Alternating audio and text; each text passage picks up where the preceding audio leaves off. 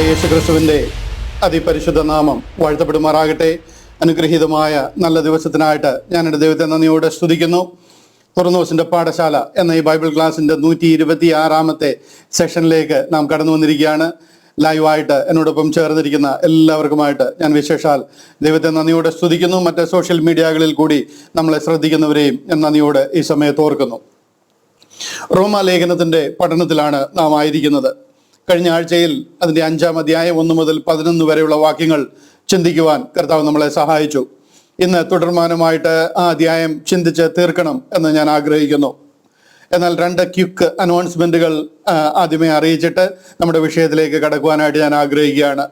ഒന്ന്, right division seminar. നമുക്കെല്ലാവർക്കും അറിയാവുന്ന, ഇതോടൊപ്പം ഇതിനോടകം എന്നെ ശ്രദ്ധിക്കുന്ന എല്ലാവരും കേട്ടിരിക്കുന്ന ഈ റൈറ്റ്ലി ഡിവൈഡ് എന്ന് പറയുന്ന റൈറ്റ് ഡിവിഷൻ സെമിനാർ കോഴഞ്ചേരിയിൽ മാരാമണ്ണ് മർത്തോമ റിട്രീറ്റ് സെൻറ്ററിൽ വെച്ച് ഈ മെയ് 20-21 തീയതികളിൽ നടക്കുന്നു.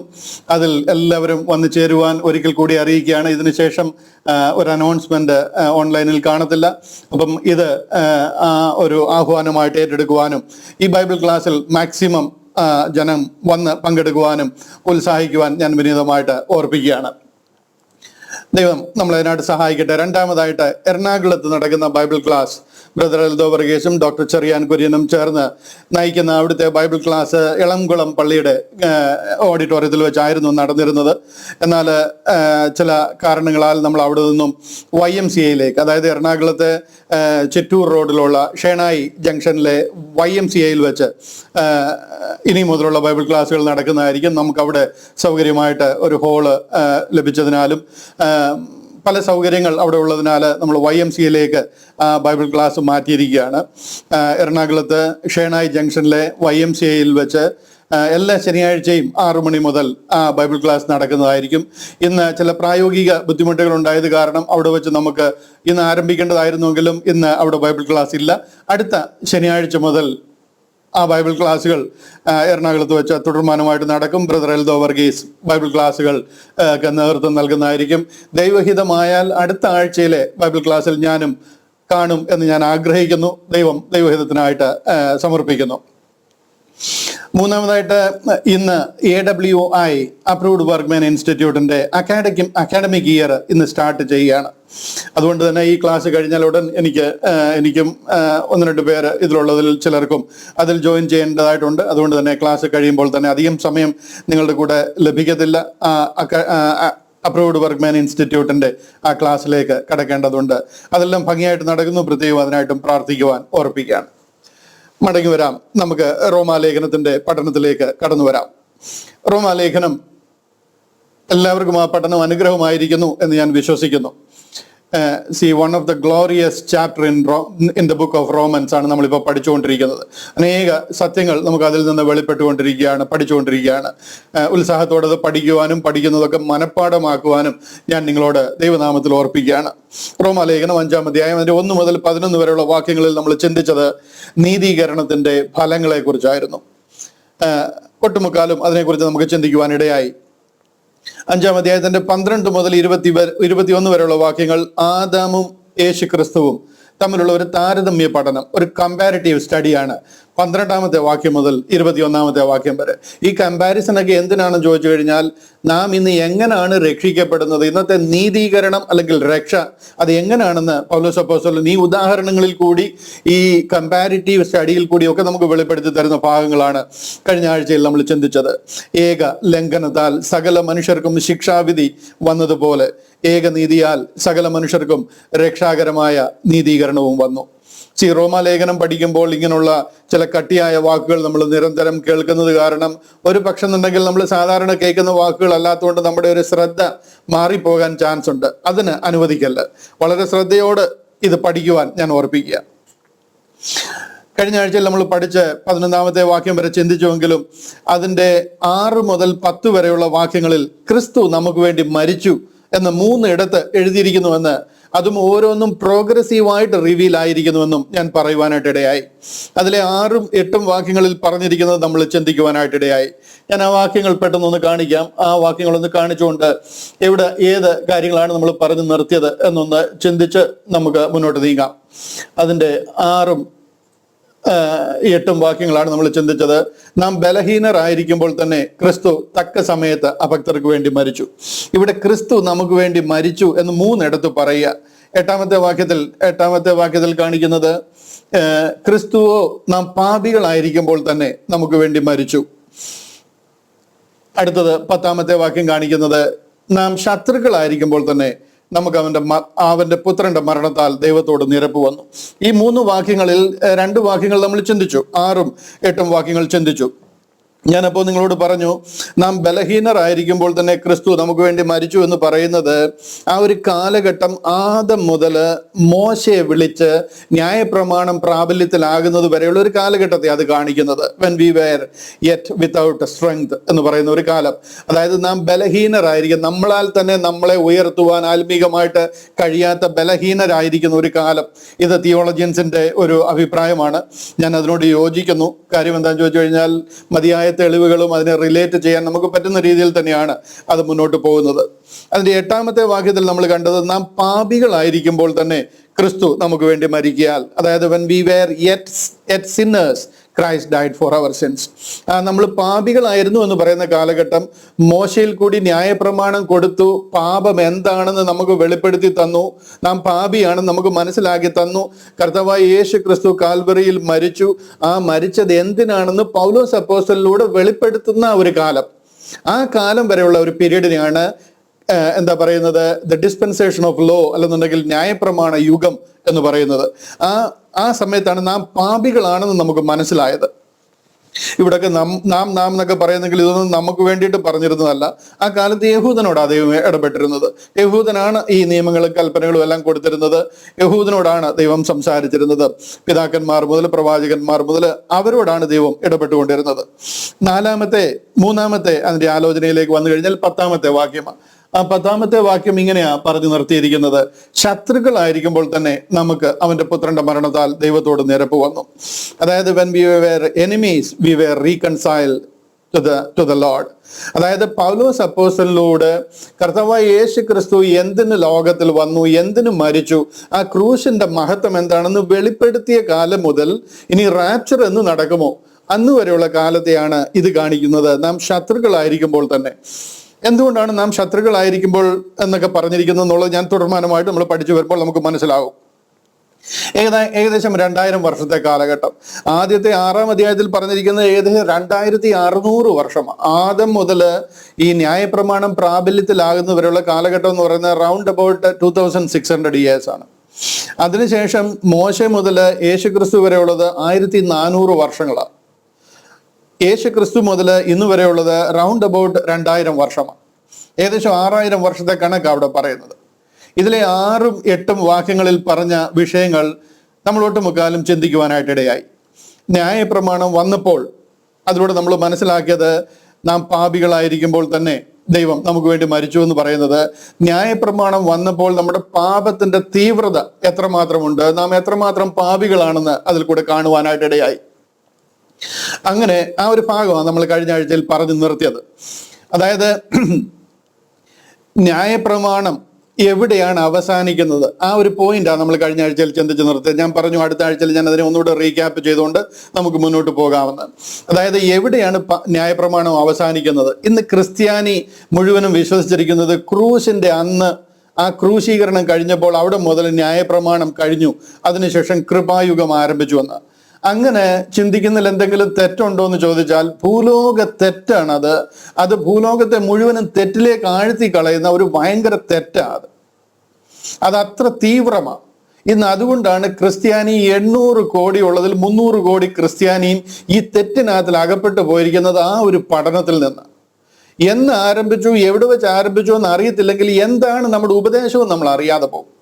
അതുകൊണ്ടാണ് ഇന്ന് നമ്മളെ ആ ഒരു ഭയങ്കര തെറ്റിലാക്കി ക്രിസ്ത്യൻ ഫൗണ്ടേഷൻ എന്താണ്, ക്രിസ്ത്യൻ ഡോക്ടറിൻ എന്താണ് നമ്മൾ അറിയാൻ വയ്യാതെ അലഞ്ഞുഴൽന്ന് 45,000-ലേറെ ക്രിസ്തീയ വിഭാഗങ്ങളായിട്ട് തിരിഞ്ഞു പോകാനുള്ള അടിസ്ഥാനപരമായ കാരണമത്. ഞാൻ കഴിഞ്ഞ ആഴ്ചയിൽ പറഞ്ഞു നിർത്തിയ റോമാലേഖനം 3-ാം അധ്യായം 21-ാമത്തെ വാക്യമാണ്. ഞാനതൊന്നൊന്ന് പ്രൊജക്റ്റ് ചെയ്യാം. റോമാലേഖനം 3-ാം അധ്യായം അതിന്റെ 21-ാമത്തെ വാക്യം. അവിടെ ഇങ്ങനെയാണ് നമ്മൾ വായിച്ചത്. റോമർ 3:21. അവിടെ ഇങ്ങനെയാണ് നമ്മൾ വായിച്ചത്, ഇപ്പോഴോ ദൈവത്തിന്റെ നീതി വിശ്വസിക്കുന്ന എല്ലാവർക്കും യേശു ക്രിസ്തുവിലെ വിശ്വാസത്താലുള്ള ദൈവനീതി തന്നെ ന്യായപ്രമാണം കൂടാതെ വെളിപ്പെട്ടു വന്നിരിക്കുന്നു. ന്യായപ്രമാണം അതുവരെ അവിടെ ഉണ്ട്. ന്യായപ്രമാണം കൂടാതെ ഒന്നും വെളിപ്പെട്ടിട്ടില്ല. എല്ലാം ന്യായപ്രമാണത്തിൽ കൂടെ ആയിരുന്നു വെളിപ്പെട്ടിരുന്നത്. എന്നാൽ ന്യായപ്രമാണം കൂടാതെ വെളിപ്പെട്ട ഒരു നാളുണ്ട്. അവിടെയാണ് ഈ റോമാലേഖനമൊക്കെ എഴുതിയിരിക്കുന്നത്. അത് വെളിപ്പെട്ടത് പോളിലൂടെ. പോളിനെ വിളിക്കുന്നത് അപ്പോസ്തല പ്രവൃത്തികൾ 9-ാം അധ്യായത്തിലാണ്. അതിന് മുൻപുള്ള ഈ ഒരു കാര്യങ്ങളും ഈ ന്യായപ്രമാണം കൂടാതെ ഇത് വെളിപ്പെട്ടിട്ടില്ല. അർത്ഥാൽ അതുവരെ ന്യായപ്രമാണ കാലഘട്ടമാണ്. മീനിങ് ടു സേ, മത്തായി, മർക്കോസ്, ലൂക്കോസ്, യോഹന്നാൻ ന്യായപ്രമാണ കാലമാണ്. അതിനുശേഷമുള്ള അപ്പോസ്തല പ്രവൃത്തികളുടെ 1 മുതൽ 9 വരെയുള്ള അധ്യായങ്ങൾ ന്യായപ്രമാണ കാലമാണ്. അവിടെ എന്തെങ്കിലും പുതിയ സഭ ആരംഭിച്ചു എന്ന് പറഞ്ഞു കഴിഞ്ഞാൽ ഭൂലോക തെറ്റിൽ ചെന്ന് അവസാനിക്കും. അങ്ങനെയാണ് ഇന്ന് ക്രിസ്ത്യന്റെ ഈ മഹാവിപത്തിൽ ചെന്ന് പെട്ടിരിക്കുന്നത്. അവരാരും കുഴപ്പക്കാരോ പഠിത്തമില്ലാത്തവരായിട്ടൊന്നുമല്ല, നീതികെട്ടവരായിട്ടോ അല്ലെങ്കിൽ ദൈവത്തെ അനുസരിക്കാതെ നടക്കുന്നവരൊന്നും ആയിട്ടല്ല. അവര് ജീവൻ കളഞ്ഞതിനു വേണ്ടി നിൽക്കുന്നവരാ അതിലുള്ള ഒട്ടുമുക്കാലും ആൾക്കാർ. ബട്ട് അൺഫോർച്ചുനേറ്റ്ലി തെറ്റിൽ അകപ്പെട്ടു പോയിരിക്കുന്നു. അതാണ് അവർക്ക് പറ്റിയിരിക്കുന്നത്. അവരാരും അറിഞ്ഞുകൊണ്ട് ചെയ്യുന്നതല്ല ഇത്. അതുപോലുള്ളൊരു തെറ്റിൽ അകപ്പെട്ടിരിക്കുന്നു. നമുക്കിത് മനസ്സിലാകണമെന്നുണ്ടെങ്കിൽ, but now the righteousness of God without the law is manifested. ഇപ്പോൾ പൗലോസ് അപ്പോസ്തലനോട് ഈ സത്യം വെളിപ്പെട്ടതിന് ശേഷം, നിങ്ങൾ മത്തായി, മർക്കോസ്, ലൂക്കോസ്, യോഹന്നാനിലാണ് ക്രിസ്ത്യാനിറ്റിയുടെ ഫൗണ്ടേഷൻ എന്ന് പറഞ്ഞു കഴിഞ്ഞാൽ എത്ര വലിയ തെറ്റിൽ ചെല്ലുമെന്നുള്ളത് മനസ്സിലാക്കുക. ആ സമയത്ത് ന്യായപ്രമാണ യുഗമാണ്. ഇവിടെ അതാ പറയുന്നത്, ന്യായപ്രമാണം കൂടാതെ വെളിപ്പെട്ടിട്ടില്ല. ഇപ്പോഴോ ദൈവത്തിന്റെ നീതി. എപ്പോൾ? അപ്പോസ്തലനായ പൗലോസിൽ കൂടെ the dispensation of the grace of God എന്ന് പറയുന്നത് പോൾ പറയാതെ എനിക്ക് നൽകപ്പെട്ടിരിക്കുന്നത് എന്നിലൂടെ അത് അറിയിച്ചിരിക്കുക. മനസ്സിലായോ? എഫേസ്യ ലേഖനമൊക്കെ നിങ്ങൾക്ക് നല്ലവണ്ണം അറിയാവുന്ന 3-ാം അധ്യായത്തിന്റെ 2-ാമത്തെ വാക്യമൊക്കെ വായിച്ചു നോക്കിയാൽ നിങ്ങൾക്ക് കാണാം. എഫേസ്യ ലേഖനം 3-ാം അധ്യായം 2-ാമത്തെ വാക്യം. എഫേസ്യ ലേഖനം 3-ാം അധ്യായം 2-ാം വാക്യം കണ്ടില്ല? അവിടെ പറയുന്നത്, നിങ്ങൾക്കായി എനിക്ക് ലഭിച്ച ദൈവകൃപയുടെ വ്യവസ്ഥയെക്കുറിച്ച്, if you have heard of the dispensation of the grace of God. ഈ സംഗതി ആരംഭിക്കുന്നത് പോളിൽ കൂടെ. പോളിനെ വിളിക്കുന്നത് അപ്പോസ്തല പ്രവൃത്തികൾ 9-ാം അധ്യായത്തിലാണ്.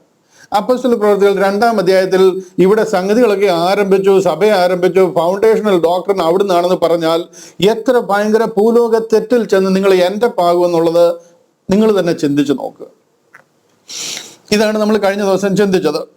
നമ്മൾ അവിടെ പറഞ്ഞ് മുന്നോട്ട് നീങ്ങുകയാണ്. 10-ാമത്തെ റോമാലേഖനത്തിന്റെ ഇവിടെയൊക്കെ എന്തെങ്കിലും സംശയം ഉണ്ടെന്നുണ്ടെങ്കിൽ ധൈര്യമായിട്ട് ചോദിക്കണം. അതിന് വളരെ എക്സ്പ്ലനേഷൻ തരാൻ ഞാൻ ബാധ്യസ്ഥനാണ്. അത് ക്ലാരിഫൈ ചെയ്ത് തരാം ഏതെങ്കിലും രീതിയിൽ. അതുകൊണ്ടാണ് ഇത്ര ഉറപ്പോടെ ഈ വിഷയത്തെ സംസാരിക്കുന്നത്. 10-ാമത്തെ വാക്യത്തിലേക്ക് വരാം. അവിടെയാണ് നമ്മൾ പറഞ്ഞു തുടങ്ങിയത്. 10-ാമത്തെ വാക്യം, നാം ശത്രുക്കളായിരിക്കുമ്പോൾ തന്നെ നമുക്ക് അവന്റെ പുത്രന്റെ മരണത്താൽ ദൈവത്തോട് നിരപ്പ് വന്നു എങ്കിൽ നിരന്ന ശേഷം നാം അവന്റെ ജീവനാൽ എത്രയധികമായി രക്ഷിക്കപ്പെടും. We were yet enemies, we were reconciled. ദൈവത്തോട് നമ്മൾ നിരപ്പ് പ്രാപിക്കുവാനിടയായി. പോൾ മുതൽ റാപ്ചർ വരെയുള്ള ഒരു ടൈം പീരീഡിനെയാണ് ഇത് കാണിക്കുന്നത്. ഇതിനെയാണ് കൃപായുഗം എന്ന് പറയുന്നത്. ഇവിടാണ് കർത്താവിന്റെ കൃപ യുഗം ആരംഭിക്കുന്നത്. കർത്താവിൽ കൂടെ കൃപ ആരംഭിച്ചില്ലേ നമുക്ക് ചോദിക്കാം. ഓഫ് കോഴ്സ് ആരംഭിച്ചു. അവർക്ക് കൊടുത്തിരുന്ന ഒരു കൃപയുണ്ട്. ദൈവം അവരോട് കരുണ കാണിച്ചതുകൊണ്ട് മീൻ പിടിച്ച് നടന്നിരുന്ന പത്രോസിനെയും പന്തിരുവരെയും ഒക്കെ മഹാപുരോഹിതന്റെ മേലെ പദവിയിലേക്ക് ചെല്ലാൻ കഴിഞ്ഞത്. അവർക്കത് മനസ്സിലായില്ല. ശാസ്ത്രിമാരെക്കാട്ടിലും ഗമാലിയൽ ശാസ്ത്രിയെക്കാട്ടിൽ പരീശന്മാരിൽ പ്രമാണിയായിരുന്ന പരീശ പ്രമാണിമാരെക്കാട്ടിലൊക്കെ മേലെ ഈ മീൻ പിടിച്ച് നടന്നിരുന്ന, വലയം തുന്നി വേറെ കാര്യങ്ങളൊന്നും പറയാൻ അറിയാതെ നടന്നിരുന്ന പത്രോസും യാക്കോബും യോഹന്നാനും ഒക്കെ അവരുടെ മേലെ ചെല്ലാൻ കാര്യം കർത്താവിന്റെ ഈ കൃപ കാരണമാണ്. ദൈവം അവരെ വിട്ടുകളഞ്ഞിരുന്നത്. അവരെയൊക്കെ ദൈവം അനുഗ്രഹിച്ച് തിരിച്ച് അവരോട് കർത്താവ് കരുണ കാണിച്ചു എന്നുള്ളത് ശരിയാണെങ്കിൽ തന്നെ ആ കരുണ കാണിക്കുമ്പോഴും അവർ ന്യായപ്രമാണ യുഗത്തിലാണ്. ന്യായപ്രമാണം പറയുന്നത് അവർ ഫോളോ ചെയ്യാൻ അവർ ബാധ്യസ്ഥരാണ്. കർത്താവ് അവരോട് പറഞ്ഞത്, നീ പോയി മോശയുടെ ന്യായപ്രമാണം അനുസരിക്കാനാണ്. മനസ്സിലായോ? അവരോട് പറയുന്നത്, നിങ്ങൾ ഈ പരീശന്മാരെ പോലെ ശാസ്ത്രിമാരെ പോലെ ആകരുത്. അവർ മോശയുടെ പീഠത്തിൽ ഇരിക്കുന്നു എന്നുള്ളതേ ഉള്ളൂ.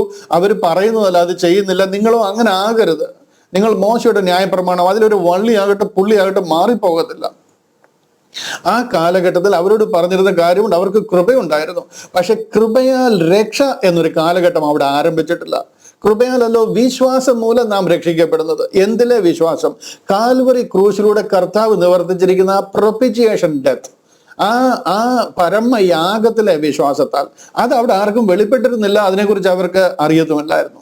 അതുകൊണ്ടാണ് ഡിസ്പെൻസേഷൻ ഓഫ് ദ ഗ്രേസ് എന്ന് പറയുന്ന ആ ഒരു കാലഘട്ടം അവിടെ ആരംഭിച്ചിട്ടില്ല.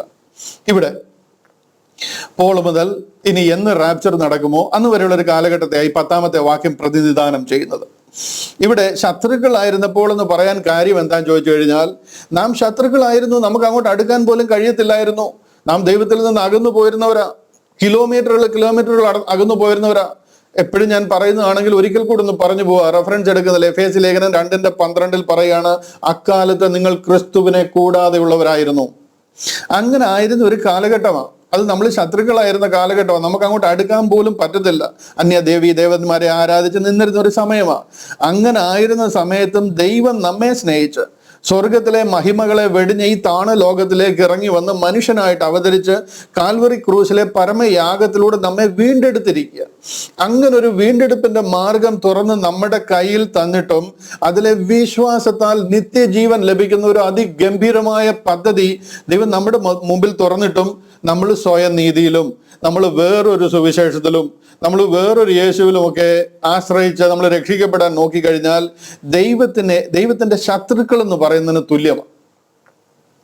അതിന് ദൈവത്തിന്റെ ശത്രുക്കൾ എന്ന് തന്നെയാണ് പറയേണ്ടത്. കാര്യം അത്ര മനോഹരമായ ഒരു പദ്ധതി നമ്മുടെ മെയ് അനങ്ങാതെ നാം അറിയാതെ നാം വിശ്വാസത്താൽ രക്ഷിക്കപ്പെടുന്ന ഒരു ഭയങ്കര ഗംഭീര പദ്ധതി നമ്മുടെ മുന്നിൽ തുറന്നിട്ട് നമ്മൾ വേറെ വഴിയിലെല്ലാം പോയി ദൈവത്തെ 99.9% ജനവും ദൈവത്തെ കോപിപ്പിച്ചിരിക്കുമ്പോൾ നാം ശത്രുക്കൾ എന്നല്ലാതെ എന്താ ദൈവം നമ്മളെ പറയേണ്ടത് അവിടെ?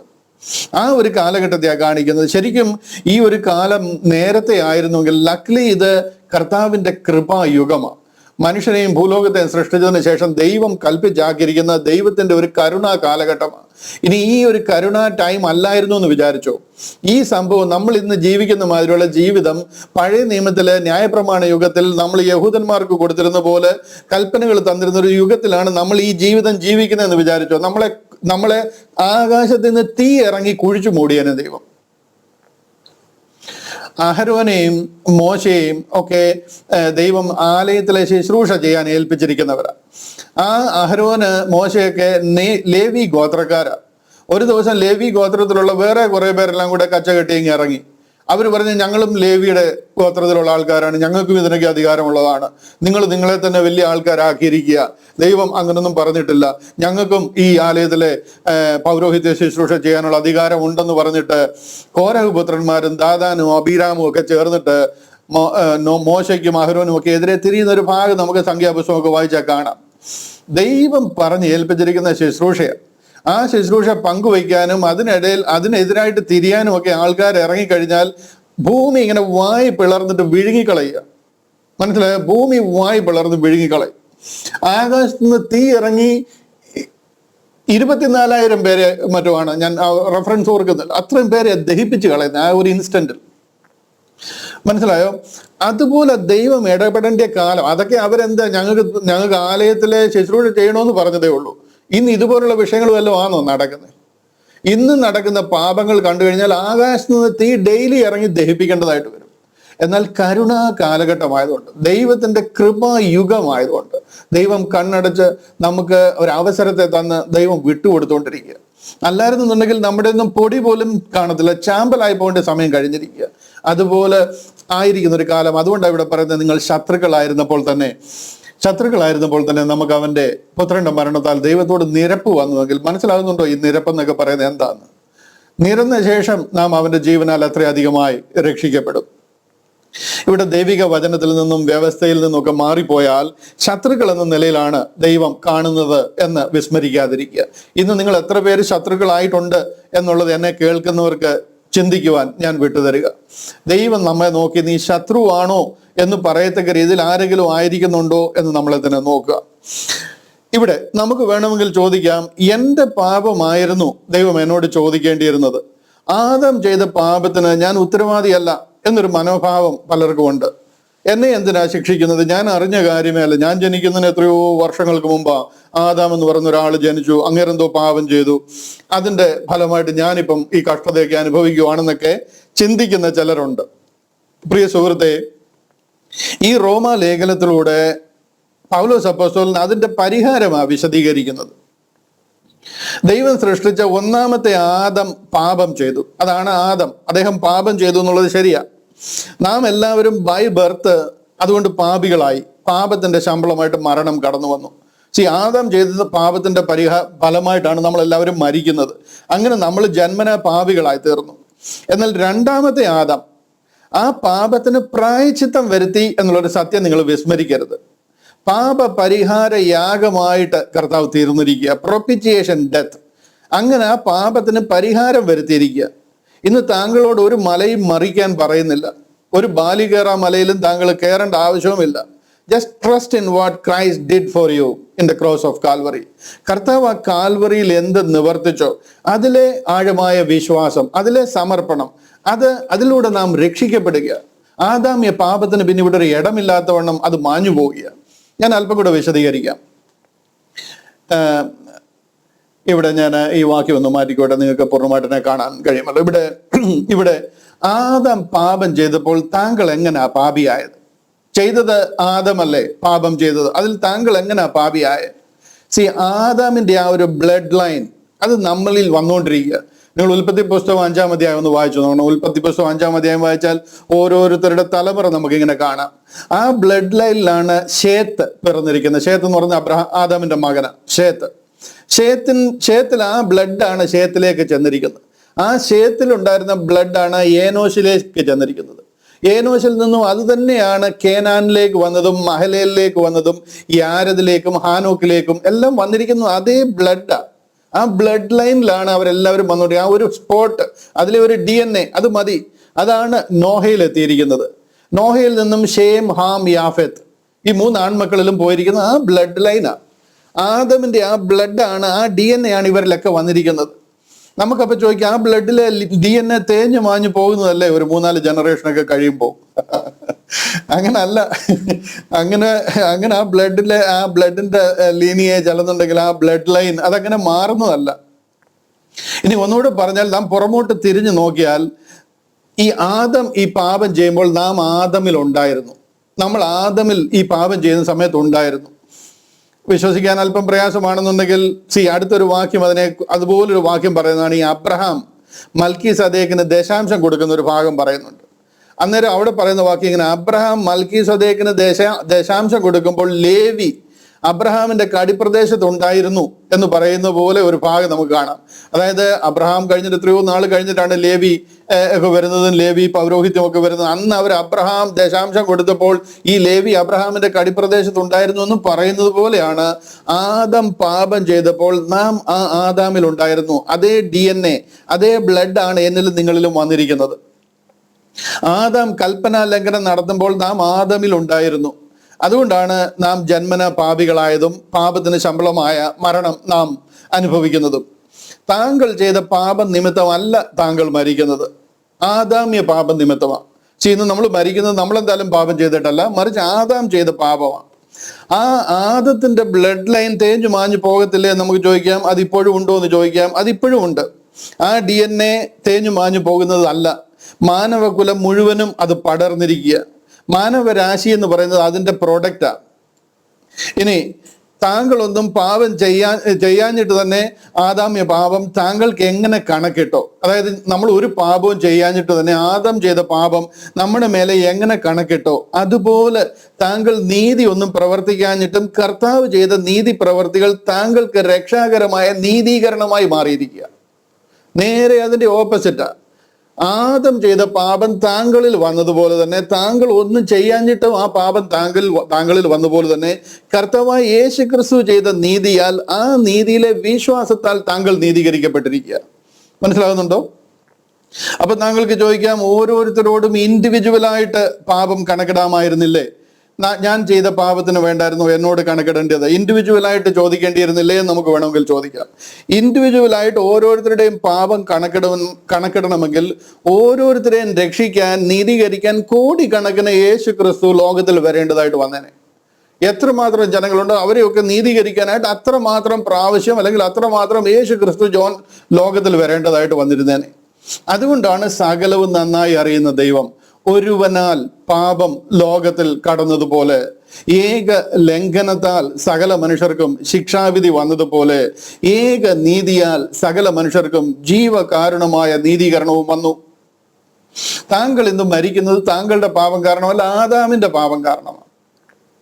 ആ പാപം താങ്കളിൽ എങ്ങനെ ഇമ്പ്യൂട്ട് ചെയ്തോ, അത് എങ്ങനെ വന്നോ, അതുപോലെ തന്നെ കർത്താവായ യേശു ക്രിസ്തു ഒരുവനാൽ നടന്ന നീതി പ്രവർത്തിയാൽ താങ്കൾ നീതിമാനായി മാറുകയാണ് അതിലെ വിശ്വാസത്താൽ. അതിനെ കൊരിന്ത്യ ലേഖനത്തിൽ പറഞ്ഞിരിക്കുന്ന ഒരു ഭാഗം ഞാൻ കാണിക്കാം. 1 കൊരിന്ത്യർ 15-ാം അധ്യായം, കൊരിന്ത്യർക്ക് എഴുതിയ 1-ാമത്തെ ലേഖനം അതിന്റെ 15-ാം അധ്യായം 21-22 വാക്യങ്ങളൊന്ന് വായിച്ച് കേൾപ്പിക്കാം. അവിടെ പൗലോസ് അപ്പോസ്തലൻ ഇതേ കാര്യം പറഞ്ഞിരിക്കുന്നത് കണ്ടോ, എങ്ങനെയാണ് എഴുതിയിരിക്കുന്നതെന്ന്. അവിടെ ഇങ്ങനെയാണ് പറയുന്നത്. കൊരിന്ത്യ ലേഖനം 1-ാം അധ്യായം അതിന്റെ 15-ാമത്തെ അധ്യായം 1 കൊരിന്ത്യർ 15-ന്റെ 21-22 അവിടെ പറയാം, മനുഷ്യൻ മൂലം മരണം ഉണ്ടാകിയാൽ, എങ്ങനെ? ആദാം മൂലം മരണം ഉണ്ടാകിയാൽ മരിച്ചവരുടെ പുനരുദ്ധാനവും മനുഷ്യൻ മൂലം ഉണ്ടായി. യേശു ക്രിസ്തു മൂലം മനുഷ്യൻ ഉയർത്തെഴുന്നേൽക്കുക.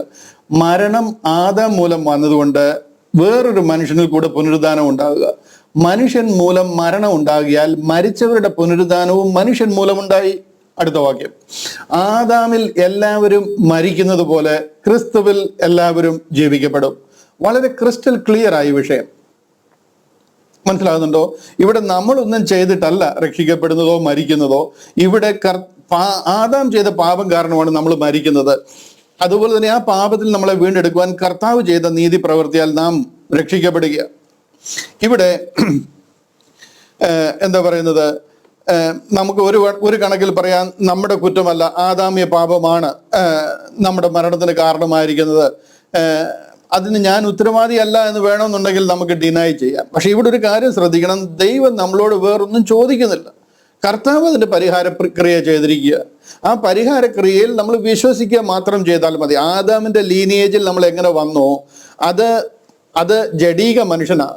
ആത്മീക മനുഷ്യനിൽ നമ്മൾ ആത്മീകമായി വിശ്വസിച്ച് കഴിയുമ്പോൾ നമ്മുടെ ആത്മാവിനാൽ നമ്മൾ ജീവിക്കപ്പെടുക. അതാണ് ഈ 10-ാമത്തെ വാക്യത്തിൽ നമ്മൾ ചിന്തിച്ച് നമ്മൾ പഠിച്ചുകൊണ്ട് വന്നത്. നാം അശക്തരായിരുന്നപ്പോൾ തന്നെ 5-ാം അധ്യായത്തിന്റെ 10-ാം വാക്യം, നാം അടുത്ത വാക്യത്തിലേക്ക് കാരണമല്ല, ഞാൻ അതുകൊണ്ട് അത് പറഞ്ഞ് അവിടെ നിന്ന് മാറുക. അവിടെ കയറുക. ശത്രുക്കളായിരിക്കുമ്പോൾ തന്നെ നമുക്ക് അവന്റെ പുത്രന്റെ മരണത്താൽ ദൈവത്തോട് നിരപ്പ് വന്നു. ഇവിടെ താങ്കൾ ഒന്നും ചെയ്യേണ്ട ആവശ്യം ഉണ്ടായിരുന്നില്ല. അവർ ഹെൽപ്ലെസ്നെസ്, അതായത് നമ്മൾ ശക്തരായിരുന്നപ്പോൾ തന്നെ, നമ്മൾ പാപികളായിരുന്നപ്പോൾ തന്നെ, നമ്മൾ ശത്രുക്കളായിരുന്നപ്പോൾ തന്നെ, our helplessness, our sinfulness, our wilfulness, Christ died for our sins. കർത്താവ് നമ്മുടെ പാപങ്ങൾക്ക് വേണ്ടി മരിച്ചു. 11-ാമത്തെ വാക്യത്തിലേക്ക് കയറുക. അവിടെ പറയുക, അത്രയുമല്ല, നമുക്കിപ്പോൾ നിരപ്പ് ലഭിച്ചതിന് കാരണമായ നമ്മുടെ കർത്താവായ യേശു ക്രിസ്തു മുഖാന്തരം നാം ദൈവത്തിൽ പ്രശംസിക്കുകയും ചെയ്യുന്നു. ഈ കാര്യങ്ങൾ എത്ര ക്ലിയർ ആണെന്ന് നോക്കിയേ. ഇപ്പോൾ 11-ാമത്തെ വാക്യമൊക്കെ വായിച്ചു കഴിഞ്ഞാൽ എത്ര ക്ലിയർ ആണെന്ന് നോക്കിയേ. നമുക്ക് ഇപ്പോൾ നിരപ്പ് ലഭിച്ചതിന് കാരണമായ നമ്മുടെ കർത്താവായ യേശു ക്രിസ്തു മുഖാന്തരം നാം ദൈവത്തിൽ പ്രശംസിക്കുകയും ചെയ്യുന്നു. ഇവിടെ and not only so, but we also joy in God through our Lord Jesus Christ, by whom we have now received the atonement. ഇവിടെ നാം ദൈവത്തോട് നിരപ്പ് പ്രാപിച്ചിരിക്കുക. അതായത് പിതാവായ ദൈവത്തോട് പുത്രനായ ക്രിസ്തുവിൽ കൂടി ലോകത്തെ നിരപ്പിച്ചിരിക്കുക. നമ്മുടെ നിരപ്പിന്റെ അനുഭവത്തിലേക്ക് വന്നിരിക്കുക. നാം ദൈവവുമായിട്ട് അനേക കാതം, അനേക കിലോമീറ്ററുകൾ, എത്ര പറയുന്നത്, അടുക്കാൻ കഴിയാത്ത രീതിയിൽ ദൂരത്തായിരുന്നു. പിതാവായ ദൈവവുമായിട്ട് നമുക്ക് യാതൊരു കണക്ഷനുമില്ല, യാതൊരു സംബന്ധമില്ലാതെ നമ്മൾ പാപത്തിൽ മരിച്ചവരായിരുന്നു. ആ നമ്മെ ദൈവത്തോട് നിരപ്പിച്ചു എന്ന് പറയുന്നത് ഒരു അതിഭയങ്കരമായ ഒരു അനുഗ്രഹമാണ്. ലോകത്തിൽ നമുക്ക് ചിന്തിക്കാൻ പറ്റാത്തൊരു അനുഗ്രഹമാണ് പറയുന്നത്. അത്രയുമല്ല, നമുക്കിപ്പോൾ നിരപ്പ് ലഭിച്ചതിന് കാരണമായ നമ്മുടെ കർത്താവായ യേശു ക്രിസ്തു മുഖാന്തരം നാം ദൈവത്തിൽ പ്രശംസിക്കുകയും ചെയ്യുന്നു. ആ നിരപ്പ് ലഭിക്കുക എന്ന് പറയുന്നത് ഇതിനെയാ എന്താ പറയുന്നത്, നിരപ്പിന്റെ ശുശ്രൂഷ, അല്ലെന്നുണ്ടെങ്കിൽ മിനിസ്ട്രി ഓഫ് റികൺസിലിയേഷൻ എന്നൊക്കെ പൗലോസ് അപ്പോസ്തലൻ പറയുന്നത്. ഇതാണ് ലോകത്തെ അറിയിക്കുവാൻ ദൈവം എന്നെ നിങ്ങളെ ഏൽപ്പിച്ചിരിക്കുന്നത്. നമ്മൾ ഇത് അറിയിക്കാതെ വേറെ കാര്യങ്ങളുടെ പുറകെ ആക്ച്വലി ഇന്ന് പോയിരിക്കുക. കാര്യം ഇതാണ് നമ്മുടെ രക്ഷാ പദ്ധതി എന്ന സംഭവം നമുക്ക് മനസ്സിലായിട്ടില്ല. മനസ്സിലാകാത്തതിന്റെ കാര്യം നമ്മൾ എന്തോ ഭയങ്കര പാപം ചെയ്യണമെന്ന് ആഗ്രഹമുള്ള ആളായിട്ടൊന്നുമല്ല. അൺഫോർച്ചുനേറ്റ്ലി നമ്മൾ തെറ്റിപ്പോയിരിക്കുക. കാര്യം മത്തായി, മർക്കോസ്, ലൂക്കോസ്, യോഹന്നാൻ അതിലൂടെ പറഞ്ഞിരിക്കുന്ന കാര്യങ്ങളൊക്കെ നമ്മുടെ അടിസ്ഥാനമായിട്ട് എടുത്തിരിക്കുക. യേശു ക്രിസ്തു ലോകത്തിൽ വന്ന് പ്രസംഗിച്ചതിനെക്കാട്ടി വലിയ സുവിശേഷം ഉണ്ടാകുമോ? അതൊക്കെ റെഡ് ലൈനിലാക്കിയിട്ട് അതാണ് നമ്മൾ ഫോളോ ചെയ്യേണ്ടതെന്ന് വരുത്തി തീർത്തിരിക്കുക. അത് കാരണം നമ്മുടെ ഉപദേശം അത് ആരോട് പറഞ്ഞു, എന്തിനു പറഞ്ഞു എന്ന് മനസ്സിലാക്കാതെ നമ്മുടെ ഉപദേശമാണെന്ന് പറയുമ്പോൾ നാം വഴി വിട്ടു പോയിരിക്കുക. കർത്താവ് മത്തായി 28 പറഞ്ഞ കാര്യങ്ങളൊക്കെ നമ്മുടെ നമ്മുടെ എന്താ പറയുന്നത് ഗ്രേറ്റ് കമ്മീഷനായിട്ട് നമ്മൾ ഏറ്റെടുത്തിരിക്കുക. നമ്മുടെ ആക്ച്വൽ ഗ്രേറ്റ് കമ്മീഷൻ എന്ന് പറഞ്ഞാൽ ഞാൻ ഈ പ്രൊജക്ട് ചെയ്യുന്ന വാക്യമാണ്. ഇത് ക്രിസ്ത്യാനിയുടെ ഗ്രേറ്റ് കമ്മീഷൻ. പക്ഷെ നമ്മൾ യഹൂദനോട് പറഞ്ഞ കാര്യം നമ്മുടേതാണെന്ന് പറഞ്ഞ് നമ്മൾ കയറി ഏറ്റെടുത്തിരിക്കുക. നമ്മൾ വിളിക്കാത്ത കല്യാണത്തിന് ഉണ്ണാൻ ചെന്നിരിക്കുമ്പോൾ അവിടുന്ന് നമ്മളെ എഴുന്നേപ്പിച്ച് വിടുന്ന മാതിരി അവിടുന്ന് കൈക്ക് പിടിച്ച് എഴുന്നേപ്പിച്ച് വിടുന്ന ഒരു ദിവസമുണ്ടെന്ന് നിങ്ങൾ മറന്നു പോകരുത്.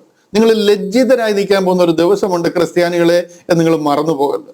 ഇത് നമ്മുടെ സുവിശേഷം, ഇതാണ് നമ്മളെ ഏൽപ്പിച്ചിരിക്കുന്ന ഗ്രേറ്റ് കമ്മീഷനാണ് ഞാൻ ഈ പ്രൊജക്ട് ചെയ്യുന്നത്. നമ്മളെ പിതാവായ ദൈവവുമായിട്ട് നിരപ്പിച്ചിരിക്കുന്ന ആ നിരപ്പിന്റെ ശുശ്രൂഷയാണ്. അതാ പറയുന്നത്, ദൈവം ലോകത്തിന്റെ ലംഘനങ്ങളെ കണക്കിടാതെ ലോകത്തെ ക്രിസ്തുവിൽ തന്നോട് നിരപ്പിച്ചു പോന്നു. യേശു ക്രിസ്തു കാൽവറിയിൽ യാഗമാകുമ്പോൾ പിതാവായ ദൈവം ആ കാൽവറി ക്രൂശിലൂടെ വിശ്വസിക്കുന്നവരെ യേശു ക്രിസ്തുവിലൂടെ തന്നോട് നിരപ്പിക്കുക. ഈ നിരപ്പിന്റെ വചനം ഞങ്ങളുടെ പക്കൽ ഭരമേൽപ്പിച്ചിരിക്കുന്നു. പൗലോസ് അപ്പോസ്തലൻ പറയും, ഇതാ ഞങ്ങൾ പ്രസംഗിക്കുന്ന സുവിശേഷം, ഇതാണ് നിങ്ങൾ ഓരോരുത്തരും പ്രസംഗിക്കേണ്ട സുവിശേഷം എന്ന് പോൾ അവരോട് പ്രബോധിപ്പിക്കുക. അടുത്ത വാക്യം കണ്ടില്ലേ, ആകയാൽ ഞങ്ങൾ ക്രിസ്തുവിന് വേണ്ടി സ്ഥാനാപതികളായി യേശു ക്രിസ്തുവിന്റെ അംബാസിഡേഴ്സ് ആയിട്ട് സ്വർഗത്തിൽ നിന്ന് ഞങ്ങളെ അയച്ചിരിക്കുന്ന ദൈവത്തിന്റെ അംബാസിഡേഴ്സ് ആയിട്ട് ദൈവത്തോട് നിരന്നുകൊള്ളുവീൻ. ഇതൊരു ഭയങ്കര അമൂല്യമായ ഓപ്പർച്യൂണിറ്റിയാണ്. ദൈവത്തോട് നിരന്നുകൊള്ളുവീൻ എന്ന് ക്രിസ്തുവിന് പകരം അപേക്ഷിക്കുന്നു. കാര്യം ക്രിസ്തുവിന് ലോകത്തിലില്ല, മഹത്വത്തിന്റെ മഹിമയില. അത് ഞങ്ങളെ ഭരമേൽപ്പിച്ചിരിക്കുന്നു. അത് ദൈവം ഞങ്ങൾ മുഖാന്തരം പ്രബോധിപ്പിക്കുന്നത് പോലെ ആകുന്നു. ഇതാണ് ക്രിസ്ത്യാനിയുടെ great commission. Now then we are ambassadors of Christ, as though God did beseech you by us. We pray you in Christ's stead, be reconciled to God. ദൈവവുമായിട്ട് നിരന്നുകൊള്ളുവാൻ ഞങ്ങൾ നിങ്ങളെ പ്രബോധിപ്പിക്കുന്നു. കർത്താവായ യേശു ക്രിസ്തു കാൽവറി ക്രൂശിൽ 3 ആണികളിൽ ആകാശത്തിനും ഭൂമിക്കും മധ്യേ ആ 3 ആണികളിൽ തൂങ്ങുമ്പോൾ ലോകത്തിൽ നിൽക്കുന്ന നിങ്ങൾ ആ കർത്താവിന്റെ ക്രൂശിലൂടെ ദൈവത്തോട് നിരപ്പ് പ്രാപിക്കുക. Hallelujah, hallelujah. ഇതാണ് നമ്മുടെ മിനിസ്ട്രി ഓഫ് റിക്കൺസിലിയേഷൻ, അല്ലെങ്കിൽ നമ്മുടെ നിരപ്പിന്റെ ശുശ്രൂഷ എന്ന് പറയുന്നത്. ഇത് എത്ര ക്രിസ്ത്യാനിക്ക് അറിയാം? ഈ കഴിഞ്ഞിടയിൽ കൂടെ ഒരു വലിയ പാസ്റ്റേഴ്സിന്റെ ഒരു വലിയ ഫോറം ഉണ്ട്. ആ ഫോറത്തിൽ അവർ നമ്മളെ എടുത്തിട്ട് ഗ്രില്ല് ചെയ്യാനായിട്ട് നോക്കി. അങ്ങനെ പല കാര്യങ്ങളും അവർ പറഞ്ഞു തുടങ്ങിയപ്പോൾ ഞാൻ അവരുടെ അടുക്കൽ പറഞ്ഞു, നമ്മുടെ ഗ്രേറ്റ് കമ്മീഷൻ എന്താണെന്നേ നിങ്ങൾക്ക് അറിയാൻ വയ്യാത്ത രീതിയിലാണ് കാര്യങ്ങൾ പോകുന്നത്. അവിടെ ഒരു കുഞ്ഞുങ്ങൾക്കും അറിയത്തില്ല. ഇങ്ങനൊരു വാക്യത്തെക്കുറിച്ച് അവർ ശ്രദ്ധിച്ചിട്ടേ ഇല്ല.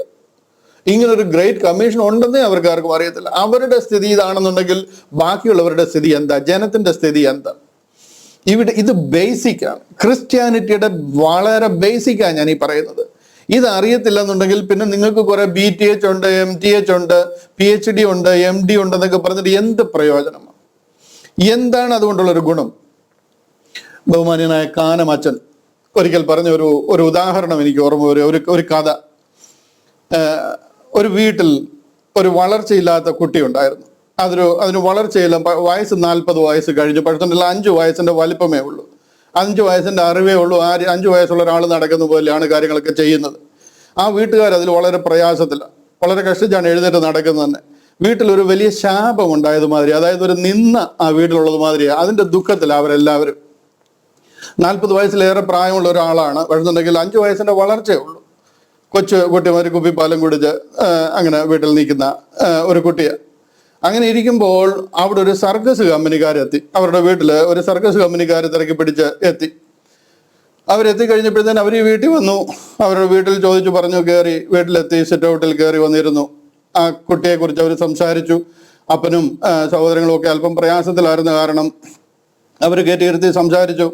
അകത്തിരുന്ന് സംസാരിച്ചു കഴിഞ്ഞപ്പോൾ അവര് ചോദിച്ചു, ഈ കുഞ്ഞിനെ ഞങ്ങൾക്ക് ഇങ്ങ് തരാമോ എന്ന് ചോദിച്ചു. ഈ കുട്ടിയെ ഞങ്ങൾക്ക് ഇങ്ങ് തരാമോ എന്ന് ചോദിച്ചു. അവർക്ക് എല്ലാവർക്കും സമ്മതമായി. കാര്യം ഇത് കൊല്ലാനും തിന്നാനും ഒന്നും കൊണ്ടുപോകല്ല, അവര് സർക്കസിലേക്കാണ് കൊണ്ടുപോകുന്നെങ്കിലും വളർത്താനാ. അപ്പൊ അത് കാരണം അവരുടെ വീട്ടിലെ പ്രശ്നവും മാറും. ഇല്ല എന്താ പറയുന്നത്, അവിടെ അവർ ചെറിയ ചില്ലറയും കാശും കൊടുക്കാമെന്ന് പറഞ്ഞതിന്. അപ്പൊ അവർക്ക് വളരെ സന്തോഷമായി. അങ്ങനെ അതിനെ കൊണ്ടുപോയിക്കോളാം എന്നുള്ള രീതിയിലോട്ട് കാര്യങ്ങൾ അടുക്കുന്നു എന്ന് കണ്ടു കഴിഞ്ഞപ്പോൾ അകത്തെ മുറിയിൽ നിന്ന് ഒരു കരച്ചിൽ കേൾക്കാം, ഒരു വലിയ കരച്ചിൽ. അവിടെ ഈ കൊച്ചിന്റെ അമ്മ ആക്ച്വലി അകത്തെ മുറിയിൽ നിന്നുണ്ട്. ആ അരക്കഥൊക്കെ ചാരി അതിന്റെ പുറകിൽ നിന്ന് ഇതൊക്കെ ശ്രദ്ധിക്കുന്നുണ്ടായിരുന്നു, ഇവരെന്താ പറയുന്നതെന്ന്. അവര് അകത്ത് നിന്ന് ഒരു വലിയ നിലവിളി, ഒരു വലിയ നെടുവീർപ്പോട് അകത്തോട്ട് ഓടിപ്പോയി കരഞ്ഞുകൊണ്ട് അവര് പറഞ്ഞു, ഞാൻ പെറ്റതാ, ഇവിടെ കിടന്നോട്ട്, ആർക്കും കൊടുക്കുന്നില്ല, എൻ്റെ മരണം വരെ ഞാനതിനെ നോക്കിക്കോളാം, ഞാനതിനെ വളർത്തിക്കോളാം എന്ന് പറഞ്ഞിട്ട് നെടുവീർപ്പോട് അവർ കരയുന്നകത്ത്. ശരിക്കും പറഞ്ഞു കഴിഞ്ഞാൽ മറ്റവരൊക്കെ വിചാരിച്ചിരുന്നത് എങ്ങനെയും അമിക്കബിളായിട്ട് കാര്യങ്ങൾ പറഞ്ഞു തീർക്കായി കൊച്ചിനെയും ഒഴിവാക്കാം. പക്ഷെ എന്നുണ്ടെങ്കിൽ ആ പെറ്റ തള്ള അതിനെ അനുവദിച്ചില്ല. അവർ പറഞ്ഞു, ഇവിടെ കിടന്നോട്ട്, ആർക്കും കൊടുക്കണ്ട, ഞാൻ ഒരു സർക്കസുകാർക്കും കൊടുക്കത്തില്ല, എൻ്റെ മരണം വരെ ഞാൻ അതിനെ വളർത്തിക്കോളാം എന്ന് പറഞ്ഞു. ഇന്നത്തെ ക്രിസ്ത്യാനിയുടെ സ്ഥിതി ഏതാണ്ട് ഇതുപോലൊക്കെയാണ്. ഏതെങ്കിലും സർക്കസ് കമ്പനിക്കാരൻ കണ്ടു കഴിഞ്ഞാൽ പിടിച്ചോണ്ട് പോകുന്ന സ്ഥിതിയിലാണ് ആക്ച്വലി ആയിരിക്കുന്നത്. പക്ഷെ കർത്താവിൻ്റെ കരുണയാലും ഞാൻ ഇവർക്ക് വേണ്ടി എൻ്റെ ജീവൻ കൊടുത്തു, എൻ്റെ രക്തം ചീന്തിയതാണെന്നുള്ള ആർദ്രതയിലും ഇതുപോലുള്ള ജോക്കർമാരൊക്കെ ഇന്ന് പിടിച്ചു നിൽക്കുക. അല്ലാന്നുണ്ടെങ്കിൽ എന്നേ സർക്കസ് കമ്പനിക്കാർ പിടിച്ചോണ്ട് പോയനെ. അതുപോലെ വളർച്ചയില്ലാതെ കാര്യങ്ങളെ മനസ്സിലാകാത്ത രീതിയിൽ ആയി തീർന്നിരിക്കുക. ഇന്ന് ക്രിസ്ത്യൻ്റെ ഇവരെല്ലാം കൂടെ കൂടി കൊന്നു കുഴിച്ചു മൂടിയിരിക്കുക. ആ കോഫിൻ ബോക്സിന്റെ മണ്ടയ്ക്ക് അവസാനത്തെ ആണി അടിച്ചിരിക്കുക. ഒരിടത്ത് പോപ്പ്, കർദിനാള്, ബിഷപ്പുമാര്, മെത്രാപോലിത്തമാര്, മെത്രാമാര്, വേറൊരിടത്ത് നോക്കിക്കഴിഞ്ഞാൽ കുരിശും കൊന്തയും കുന്തിരുക്കവും കുറുവടിയും കുമ്പസാരവും. മറ്റൊരിടത്തോട്ട് നോക്കിക്കഴിഞ്ഞാൽ അവിടെ വിടുതലാകെ മാത്രം ലിബറൽ ശുശ്രൂഷകൾ, ശാപം മുറിക്കൽ, അന്യഭാഷ, പ്രവാചകന്മാര്, കംപ്ലീറ്റ് കാര്യങ്ങളും കൈവിട്ട് പോയിരിക്കുക. ക്രിസ്ത്യാനിറ്റി എന്താണെന്നേ അറിയാതെ പോയിരിക്കുക. എല്ലാവരും അവരവരുടെ രീതിക്ക് ബിസിനസ് ആക്കി മാറ്റിയിരിക്കുക. സകല മനുഷ്യരും വഴിവിട്ട് വഷളന്മാരായി തീർന്നിരിക്കുക. നാമധേയ ക്രിസ്തീയ സമൂഹം കർത്താവിൻ്റെ വരവ് ആസന്നമായിരിക്കുന്ന വേളയിലാണ് നാം ആയിരിക്കുന്നത്. കൈവിടപ്പെട്ടു പോകാതിരിക്കാൻ എന്നെ കേൾക്കുന്ന നിങ്ങളോട് ഓരോരുത്തരോടും ആത്മാർത്ഥമായിട്ട് യേശു ക്രിസ്തുവിന്റെ നാമത്തിൽ ഞാൻ അപേക്ഷിക്കുക. പിന്നെ നിങ്ങൾക്ക് ഇതിനൊരു അവസരം ഉണ്ടാകത്തില്ല. നിങ്ങൾ ഇന്ന് മനസ്സിലാക്കിയിരിക്കുന്ന രീതിയിൽ അല്ല ക്രിസ്ത്യാനിറ്റിയിൽ ദൈവം നമ്മളെ ഏൽപ്പിച്ചിരിക്കുന്ന, നമുക്ക് തന്നിരിക്കുന്ന നീതീകരണം. അതിനെ വാസ്തവമായിട്ട് മനസ്സിലാക്കുവാനും കർത്താവ് നമുക്ക് വേണ്ടി നിവർത്തിച്ചിരിക്കുന്ന ആ രക്ഷണീയ പ്രവൃത്തിയിൽ, ആ മിനിസ്ട്രി ഓഫ് റെക്കൺസിലിയേഷൻ, ആകാശത്തിനും ഭൂമിക്കും മധ്യേ നമുക്ക് വേണ്ടി തൂങ്ങിയ നാഥൻ, അതിലെ വിശ്വാസത്താൽ പിതാവായ ദൈവത്തോട് നമ്മളെ നിരപ്പിച്ചിരിക്കുക. അതിലൂടെ രക്ഷ പ്രാപിക്കുവാൻ ഞാൻ വിനീതമായിട്ട് നിങ്ങളെ ഓർപ്പിക്കുക.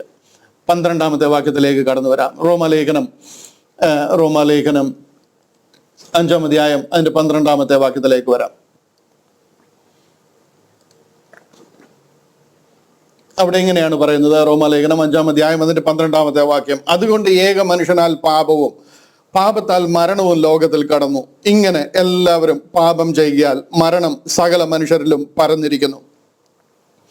ഇവിടെ ഏതുകൊണ്ട് ഏക മനുഷ്യനാൽ ആദാം പാപം ചെയ്തതിനാൽ പാപത്താൽ മരണവും, ഏക മനുഷ്യനാൽ പാപവും, ആ പാപത്തിന്റെ ശമ്പളമായിട്ട് മരണവും ലോകത്തിൽ കടന്നു.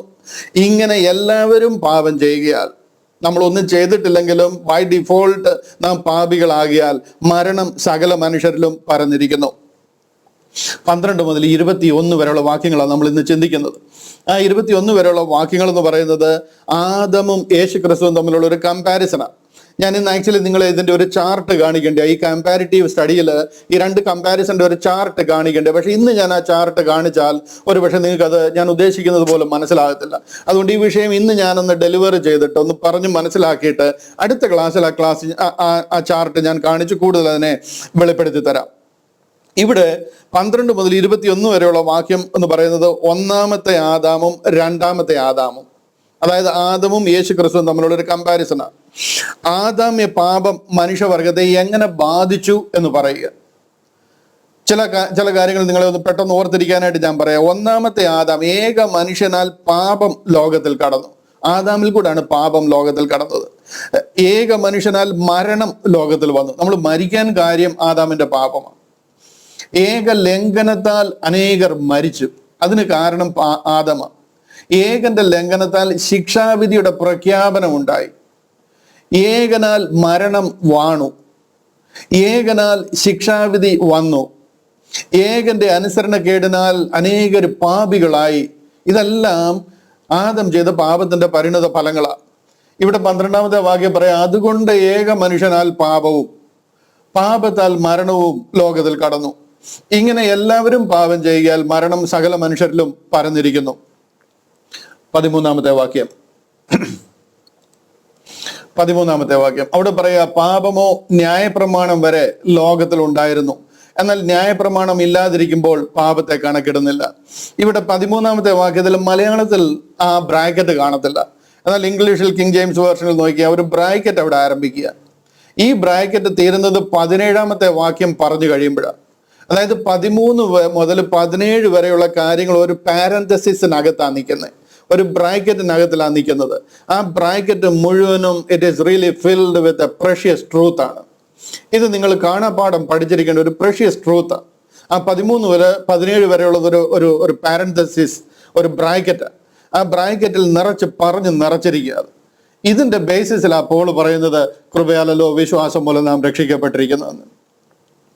ഏകന്റെ പാപനിമിത്തം അല്ലെങ്കിൽ ഏകന്റെ ലംഘനത്താൽ മരണം ലോകത്തിൽ വാണതുപോലെ കൃപയുടെയും നീതിദാനത്തിന്റെയും സമൃദ്ധി ലഭിക്കുന്നവർ യേശുക്രിസ്തു എന്ന ഏകൻ നിമിത്തം ഏറ്റവും അധികമായി ജീവനിൽ വാഴും എന്ന് പറഞ്ഞ പാരന്തസിസ് ക്ലോസ് ചെയ്യുക.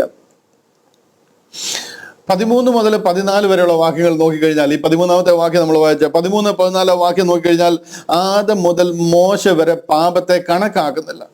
കാരണം പാപത്തെ അളക്കാനുള്ള ഒരു സ്കെയിൽ അവിടെ ഇല്ല, ഒരു ത്രാസ് അവിടെ ഇല്ല. എങ്കിലും ആദം മുതൽ മോശ വരെ മരണം വാണിരുന്നു. ഏകദേശം 2600 വർഷം. ആദം മുതൽ മോശയിൽ കൂടി കൽപ്പന കൊടുക്കുന്ന നാൾ വരെ പാപം ചെയ്തിരുന്നുവെങ്കിലും അവർക്ക് അറിയത്തില്ല അവർ ചെയ്തു കൂട്ടുന്നത് പാപമാണെന്ന്. കാര്യം എത്ര കിലോ പാപം ചെയ്തു എന്ന് അളക്കാനുള്ള ത്രാശ് അവിടെ ഇല്ല. എന്താണ് ഈ പാപത്തിന്റെ ഡിഗ്രി എന്ന് അളക്കാനുള്ള തെർമോമീറ്റർ അവിടെ ഇല്ല. അത് കാരണം അവർക്ക് പാപം അറിയത്തില്ലായിരുന്നുവെങ്കിലും അതുവരെ മോശയിൽ കൂടെ ന്യായപ്രമാണം ലഭിക്കുന്ന ആ സമയം വരെ പാപത്തെ അറിയത്തില്ലായിരുന്നുവെങ്കിലും അതിൽ കൂടി അതിലും അവർ മരിച്ചിരുന്നു. പാപമോ ന്യായപ്രമാണം വരെ, അതായത് മോശയിൽ കൂടി ന്യായപ്രമാണം ലഭിച്ച പ്രാബല്യത്തിൽ വരുന്നവരെ ലോകത്തിൽ ഉണ്ടായിരുന്നു. എന്നാൽ ന്യായപ്രമാണം ഇല്ലാതിരിക്കുമ്പോൾ പാപത്തെ കണക്കിടുന്നില്ല. എങ്കിലും വരുവാനുള്ളവന്റെ പ്രതിരൂപമായ ആദാമിന്റെ ലംഘനത്തിന് തുല്യമായി പാപം ചെയ്യാത്തവരിലും മരണം ആദം മുതൽ മോശ വരെ വാണിരുന്നു. ഇവിടെ പറയുന്നത് ആദം മുതൽ മോശ വരെ പാപത്തെ കണക്കാക്കുന്നില്ല. കാര്യം കണക്കാക്കാൻ പറ്റത്തില്ല. അവിടെ ഒരു കണക്കില്ല, അവിടെ ഒരു ത്രാശോ ഒരു സ്കെയിലോ ഇല്ല. അത് കാരണം അത് ഇടുന്നില്ല. എങ്കിലും മരണം അവരുടെ കാലത്തും അവർ മരിച്ചിരുന്നു. 910 വർഷം 920 വർഷം ഒക്കെ ജീവിച്ചിരുന്നെങ്കിലും അതെല്ലാം പറഞ്ഞു നിർത്തുന്നത് ആൻഡ് ദേ ഡൈഡ് എന്നാണ്. ആൻഡ് ഹി ഡൈഡ്, പിന്നെ അവൻ മരിച്ചു എന്ന് പറഞ്ഞ് അവസാനിക്കും. എല്ലാവരുടെ മേല് മരണം ഉണ്ടായിരുന്നു. കുറെ ലോങ് ലൈഫ് അവർക്ക് ഉണ്ടായിരുന്നു എന്നുള്ളത് ഒഴിച്ചാൽ അവരെല്ലാം മരിച്ചിരുന്നു.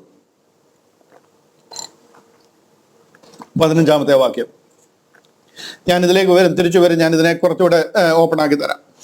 എന്നാൽ ലംഘനത്തിന്റെ കാര്യവും കൃപാവരത്തിന്റെ കാര്യവും ഒരുപോലെയല്ല.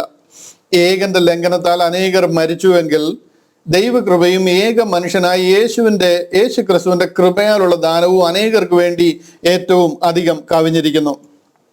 എന്നാൽ ലംഘനത്തിന്റെ കാര്യവും കൃപാവരത്തിന്റെ കാര്യവും ഒരുപോലെ അല്ലെന്ന് പറയുക. ലംഘനം, ട്രാൻസ്ഗ്രഷൻ എന്ന് പറഞ്ഞു ആദം കൽപ്പനകൾ ലംഘിച്ചു, അല്ലെങ്കിൽ നമ്മൾ കൽപ്പനകൾ ലംഘിക്കുന്നതിനെയാണ് ട്രാൻസ്ഗ്രഷൻ എന്ന് പറയുന്നത്. എന്നാൽ ലംഘനത്തിന്റെ കാര്യവും കൃപാവനത്തിന്റെ കാര്യവും ഒരുപോലെയല്ല. പറയുന്നതിന്റെ താല്പര്യം എന്താ ചോദിച്ചു കഴിഞ്ഞാൽ, ലംഘനം പെരുകിയപ്പോൾ കൃപാവരം കുറഞ്ഞു പോവുകയല്ലായിരുന്നു, കൃപ കുറഞ്ഞു പോയല്ല. ലംഘനം പെരുകുമ്പോഴത്തേന് കൃപ അങ്ങ് കുറഞ്ഞു പോവുകയായിരുന്നില്ല, ലംഘനം പെരുകിയെടുത്ത് കൃപയും വർദ്ധിച്ചു വന്നു. ഏകന്റെ ലംഘനത്താൽ അനേകർ പാപികളായി മരിച്ചുവെങ്കിൽ ഏകന്റെ അനുസരണത്താൽ അനേകർ നീതിമാന്മാരായിട്ട് ജീവനിൽ വാഴും. എന്നാൽ ലംഘനത്തിന്റെ കാര്യവും കൃപാവരത്തിന്റെ കാര്യവും ഒരുപോലെയല്ല. ലംഘനം കൂടിയപ്പോഴത്തേന് കൃപാവരം കുറഞ്ഞു പോവുകയായിരുന്നില്ല, കൃപാവരം വർദ്ധിച്ചു വരുമായിരുന്നു, കൃപയും വർദ്ധിച്ചു വന്നു. ഏകന്റെ ലംഘനത്താൽ അനേകർ മരിച്ചുവെങ്കിൽ ദൈവകൃപയും ഏക മനുഷ്യനായ യേശു ക്രിസ്തുവിന്റെ കൃപയാലുള്ള ദാനവും അനേകർക്ക് വേണ്ടി ഏറ്റവും അധികം വർദ്ധിച്ചു അല്ലെങ്കിൽ കവിഞ്ഞു വരുന്നു. ഞാൻ ഒന്നുകൂടെ തിരിച്ചു വരാം. ഒന്നുകൂടെ ബ്രഷപ്പ് ചെയ്യുമ്പോഴത്തേന് നിങ്ങൾക്ക് അത് പൂർണ്ണമായിട്ട് മനസ്സിലാവും. ഏകൻ പാപം ചെയ്തതിന്റെ ഫലം, ഇവിടെ ആദാമിനെ യേശു ക്രിസ്തുവിനെയും കൂടെ ഈ കമ്പാരിസൺ. ഏകൻ പാപം ചെയ്തതിന്റെ ഫലവും ദാനത്തിന്റെ കാര്യവും ഒരുപോലെയല്ല. ഏകന്റെ പാപം ശിക്ഷാവിധി കൽപ്പിപ്പാൻ ഹേതുവായി തീർന്നു. കൃപാവരമോ അനേക ലംഘനങ്ങളെ മോചിക്കുന്ന നീതീകരണ വിധിക്ക് ഹേതുവായി തീർന്നു. ഇവിടെ നമ്മൾ ഈ പറഞ്ഞു വരുന്നതിന്റെ എല്ലാം താല്പര്യം, ഏകന്റെ ലംഘനത്താൽ അനേകർ പാപികളായി മരിച്ചുവെങ്കിൽ ഏകന്റെ അനുസരണത്താൽ അനേകർ നീതിമാന്മാരായി തീരും. ഇവിടെ വേണ്ടുന്നത് നമ്മുടെ നീതി പ്രവർത്തികളല്ല, പ്രത്യുത ആ നീതിയാൽ, അതായത് കർത്താവ് നിവർത്തിച്ച നീതിയിലുള്ള ആഴമായ വിശ്വാസവും അതിലെ സമർപ്പണവുമാണ്. 16-ാം വാക്യത്തിൽ ഈ പറയുന്നത് ഏകൻ പാപം ചെയ്തതിന്റെ ഫലവും ദാനത്തിന്റെ കാര്യവും ഒരുപോലെയല്ല. ഏകന്റെ പാപം ശിക്ഷാവിധി കൽപ്പിപ്പാൻ ഹേതുവായി തീർന്നു. ആദം ചെയ്ത പാപം നമുക്ക് ശിക്ഷാവിധി കൽപ്പിപ്പാൻ കാരണമായി തീർന്നുവെങ്കിൽ കൃപാവരം അനേക ലംഘനങ്ങളെ മോചിപ്പിക്കുന്ന നീതീകരണ വിധിക്ക് കാരണമായി. ഇവിടെ എല്ലാം പറഞ്ഞു വരുന്നത് ആദം ചെയ്ത പാപത്തിന് പരിഹാരം കർത്താവ് കാൽവറിയിൽ നിവർത്തിച്ചു. അതിലെ വിശ്വാസത്താൽ നാം രക്ഷിക്കപ്പെടുന്നു. ഇവിടെ രക്ഷ കൃപയാല, ഇവിടെ ഒരു പ്രവൃത്തിയാലും അല്ല എന്ന് പറഞ്ഞ് മനസ്സിലാക്കുവാനായിട്ട് ശ്രമിക്കുക. ഇവിടെ ഒരു പ്രവൃത്തികൾ നമ്മൾ ചെയ്തിട്ടോ ന്യായപ്രമാണത്തിലോ അല്ല, മറിച്ച് കർത്താവ് കാൽവറിയിൽ നിവർത്തിച്ചിരിക്കുന്ന ആ രക്ഷണ്യ പ്രവൃത്തിയിലെ വിശ്വാസത്താൽ അതിൻ്റെ മറുമരുന്ന് അവിടെ ചെയ്തിരിക്കുക, അതിൻ്റെ പ്രതിക്രിയ അവിടെ നടത്തിയിരിക്കുക. അതിലെ വിശ്വാസത്താൽ നാം ഇന്ന് രക്ഷിക്കപ്പെടുക. ഇന്ന് ഗ്രേസിലാണ് നാം, കൃപയിലാണ് നാം നിൽക്കേണ്ടുന്നത്, അല്ലാതെ പ്രവൃത്തിയിലല്ല. അതൊന്ന് മനസ്സിലാക്കാൻ ഞാനൊരു ചെറിയ ഒരു ഇല്ലസ്ട്രേഷൻ ഒന്ന് പറയാം. അതായത് ഒരു 50 മീറ്റർ നീളത്തിൽ ഒരു വഴിയാ, ഒരു 50 മീറ്റർ നീളത്തിൽ റോഡാ. ആ റോഡിലൂടെ നമ്മളിങ്ങനെ നടന്നു വരുമായിരുന്നു. ഒരു 50 മീറ്റർ അങ്ങ് ചള്ളയും കുണ്ടും ചെളിയുമായിട്ട് കിടക്കുക, ഒരു 50 മീറ്ററോളം നീളം. അവിടെ ഒരു പന്നി നമ്മുടെ കയ്യിലുണ്ട്, ഒരു പന്നിയുണ്ട്, കയ്യിൽ കൊണ്ടുവരിക. ഒരു പന്നിയുണ്ട്, ഒരു പൂച്ചയുമുണ്ട്. ഒരു പന്നിയെയും ഒരു പൂച്ചയും ഈ ഒരു ചെളിയിൽ കൂടെ 50 മീറ്റർ നടക്കാനായിട്ട് വിട്ടു കഴിഞ്ഞാൽ ഈ പന്നിയെ നമ്മളങ്ങോട്ട് ഇറക്കുമ്പോഴത്തേന് തന്നെ അതിന് ആ ചെളിയിലോട്ട് ചാടാനായിട്ടുള്ള താല്പര്യം, കാര്യം അത് അതിനകത്തിൽ വളർന്നിട്ടുള്ളതും അതിനകത്തിൽ കിടക്കാൻ താല്പര്യപ്പെടുന്നതുമാണ്. ആ കാര്യങ്ങൾ എൻജോയ് ചെയ്യാൻ താല്പര്യപ്പെടുന്നു. അതിനങ്ങോട്ട് വിട്ട് കഴിയുമ്പോഴത്തേന് അത് ആ ചെളിയിലോട്ട് ചാടാൻ ശ്രമിക്കും. അത് ചാടാതിരിക്കാനായിട്ട് അതിൻ്റെ കഴുത്തിൽ ഒരു ചങ്ങല ഇട്ടേക്കുക, 4 കാലിലും 4 ചങ്ങല ഇട്ടേക്കുക, ഇടയ്ക്ക് ഒരു 2-3 വിട്ടേക്കുക, ഒരു 10 ചങ്ങല ഇതിലെല്ലാം ഇട്ടിട്ട് ഒരു 10 അങ്ങേപ്പുറത്തേക്ക് ആൾക്കാർ പിടിച്ചേക്കുക. ഇങ്ങനെയാണ് ഈ പന്നിയെ കൊണ്ട് പോകുന്നത്. വിട്ടാൽ ഉടനെ അത് അങ്ങോട്ട് ഇറങ്ങാൻ തുടങ്ങുമ്പോഴത്തേന് കഴുത്തെ ചങ്ങലയ്ക്ക് ഇങ്ങനെ പിടിക്കും. ഒരു കാലം കൊണ്ട് ആ ചെളിയിലോട്ട് ഇറങ്ങാൻ തുടങ്ങുമ്പോൾ ആ കാലിലെ ചങ്ങലയ്ക്ക് ഇങ്ങോട്ട് പിടിക്കും. ഇതുപോലാണ് നിയമം അനുസരിച്ച് നമ്മൾ ജീവിച്ചാൽ, നിയമം പാലിക്കാൻ, ആ നിയമം അത് ചെയ്യാൻ പറ്റാത്തത് കാരണം, ആ നിയമത്തിന്റെ കാരണം കൊണ്ട് നമ്മൾ അതിൽ ഇറങ്ങാൻ നിൽക്കും. ഇത് നമ്മുടെ ജീവിത പന്താവാ ഈ 50 മീറ്റർ ഈ ചെളിയിലൂടെയുള്ള നടപ്പെന്ന് പറയുന്നത്. അതിൽ നമ്മൾ നിയമങ്ങൾ അനുസരിച്ച് പോകാനാണെന്നുണ്ടെങ്കിൽ നമുക്ക് അതിനകത്തിൽ ഇറങ്ങാനുള്ള താല്പര്യമുണ്ട്. പക്ഷേ ഈ ചങ്ങല കിടക്കുന്ന കാരണം നമ്മളെ പിടിച്ചിങ്ങ് മാറ്റുക, അങ്ങോട്ട് പോകാൻ പറ്റുന്നില്ല. പക്ഷെന്നുണ്ടെങ്കിൽ പൂച്ചയെ അവിടെ നിന്ന് വിട്ടു നോക്കിക്കാട്ട് അതിന് ഈ ചെളി കാണുന്നതേ ഇഷ്ടമല്ല. അത് അതിൻ്റെ സൈഡിൽ കൂടെ എങ്ങും കാലിലും ശരീരത്തിലും എങ്ങും പറ്റാതെ അത് ആ പുല്ലിലൊക്കെ ചവിട്ടി അതിൻ്റെ വഴി കണ്ടെത്തി എങ്ങാനും കൈയെല്ലാം കണിച്ചിട്ട് പറ്റിയാണ് അത് തട്ടിക്കളഞ്ഞ് നക്കുകയും തുടങ്ങുകയൊക്കെ ചെയ്ത് അവിടെ നിന്ന് തൂത്തിട്ട് അടുത്തടുത്തോട്ട് അതങ്ങ് ആ 50 മീറ്റർ വളരെ ഭംഗിയായിട്ട് നടന്നപ്പുറത്ത് വരും. അതിൻ്റെ ദേഹത്ത് ഒരു ചെളിയും കാണത്തില്ല, അതിൻ്റെ കഴുത്തിൽ ഒരു ചെയിനുമില്ല, അതിനൊരു പിടിച്ചുകെട്ടുമില്ല. അതാണ് കൃപയാലുള്ള ജീവിതം എന്ന് പറയുന്നത്. ഈ ചെളിക്കുണ്ടിൽ ഇറങ്ങാതെ അത് അതിൻ്റെ വളരെ നൈസായിട്ട് അതിൻ്റെ സൈഡിൽ കൂടെ അക്കരക്കരയ്ക്കെത്തും. 50 മീറ്റർ അല്ല 100 മീറ്റർ വേണേലും പോകാൻ റെഡിയായിട്ട് അത് നിൽക്കുക. ഇതാണ് ഈ പന്നി ചെയിനും കൽപ്പനകളും നിയമങ്ങളും ഒക്കെ അനുസരിച്ച് ഇതിനെ കൊണ്ടതുപോലെ അല്ല പൂച്ച പോയത്. ഇതുപോലാണ് ശരിക്കും പറഞ്ഞു കഴിഞ്ഞാൽ പ്രമാണവും ഒക്കെ അനുസരിച്ച് ജീവിക്കുന്ന ഒരാളും കൃപയാൽ ജീവിക്കുന്ന ഒരാളും. ഈ കൃപയാൽ ജീവിക്കുന്ന ആളിൽ നിന്ന് ശരിക്കും പറഞ്ഞു കഴിഞ്ഞാൽ അനുഗ്രഹിക്കപ്പെട്ട അനുഭവങ്ങൾ നമുക്ക് ലഭിക്കും. അതെല്ലാം ആ ജീവിതത്തിന്റെ അനുഗ്രഹീതമായ പ്രൊഡക്റ്റുകളാണ്. അതിൽ നിന്നും ലഭിക്കുന്ന അതിൻ്റെ റിസൾട്ടുകളാണ്. അല്ലാതെ നമ്മൾ ആ റിസൾട്ട് അല്ല നമ്മളെ കൃപയിൽ കൂടി നടത്തുന്നത്. നമ്മൾ എന്തെങ്കിലും ചെയ്യുന്നതിൻ്റെ ഫലമായിട്ടല്ല നമ്മൾ രക്ഷിക്കപ്പെടുന്നത്. നാം ഈ ഒരു കൃപ അല്ലെന്നുണ്ടെങ്കിൽ കർത്താവ് നമുക്ക് വേണ്ടി തകർക്കപ്പെട്ടിരിക്കുക. എൻ്റെ പേഴ്സണൽ അനുഭവം പറഞ്ഞു കഴിഞ്ഞാൽ ഇതിനു മുമ്പ് അങ്ങനെ ചെയ്യലും 10 കൽപ്പന അനുസരിക്കണം, ഇത് ചെയ്യലും, അവിടെ പോകാൻ പറ്റത്തില്ല, തൊടരുത്, പിടിക്കരുത് എന്നൊക്കെ പറഞ്ഞേക്കുന്ന കാരണം നമ്മൾ തൊടത്തില്ലായിരുന്നു. പറയുന്നുണ്ട് ഇപ്പം അങ്ങനല്ല. ഇപ്പം തൊട്ടോളാൻ പറഞ്ഞാലും പിടിച്ചോളാൻ പറഞ്ഞു കഴിഞ്ഞാലും നമുക്ക് വേണ്ട. കാര്യം എന്താണെന്ന് ചോദിച്ചു കഴിഞ്ഞാൽ അതിനെക്കാട്ടി ഭയങ്കര അനുഗ്രഹീതമായ അനുഭവം ദൈവം നമുക്ക് വേണ്ടി ഒരുക്കിയിരിക്കുക. എത്ര ഭയങ്കര തീയിൽ നിന്നാണ് നമ്മളെ ദൈവം വലിച്ചെടുത്തിരിക്കുക. ഇതാണ് കൃപയിലുള്ള ജീവിതം എന്ന് പറയുന്നത്.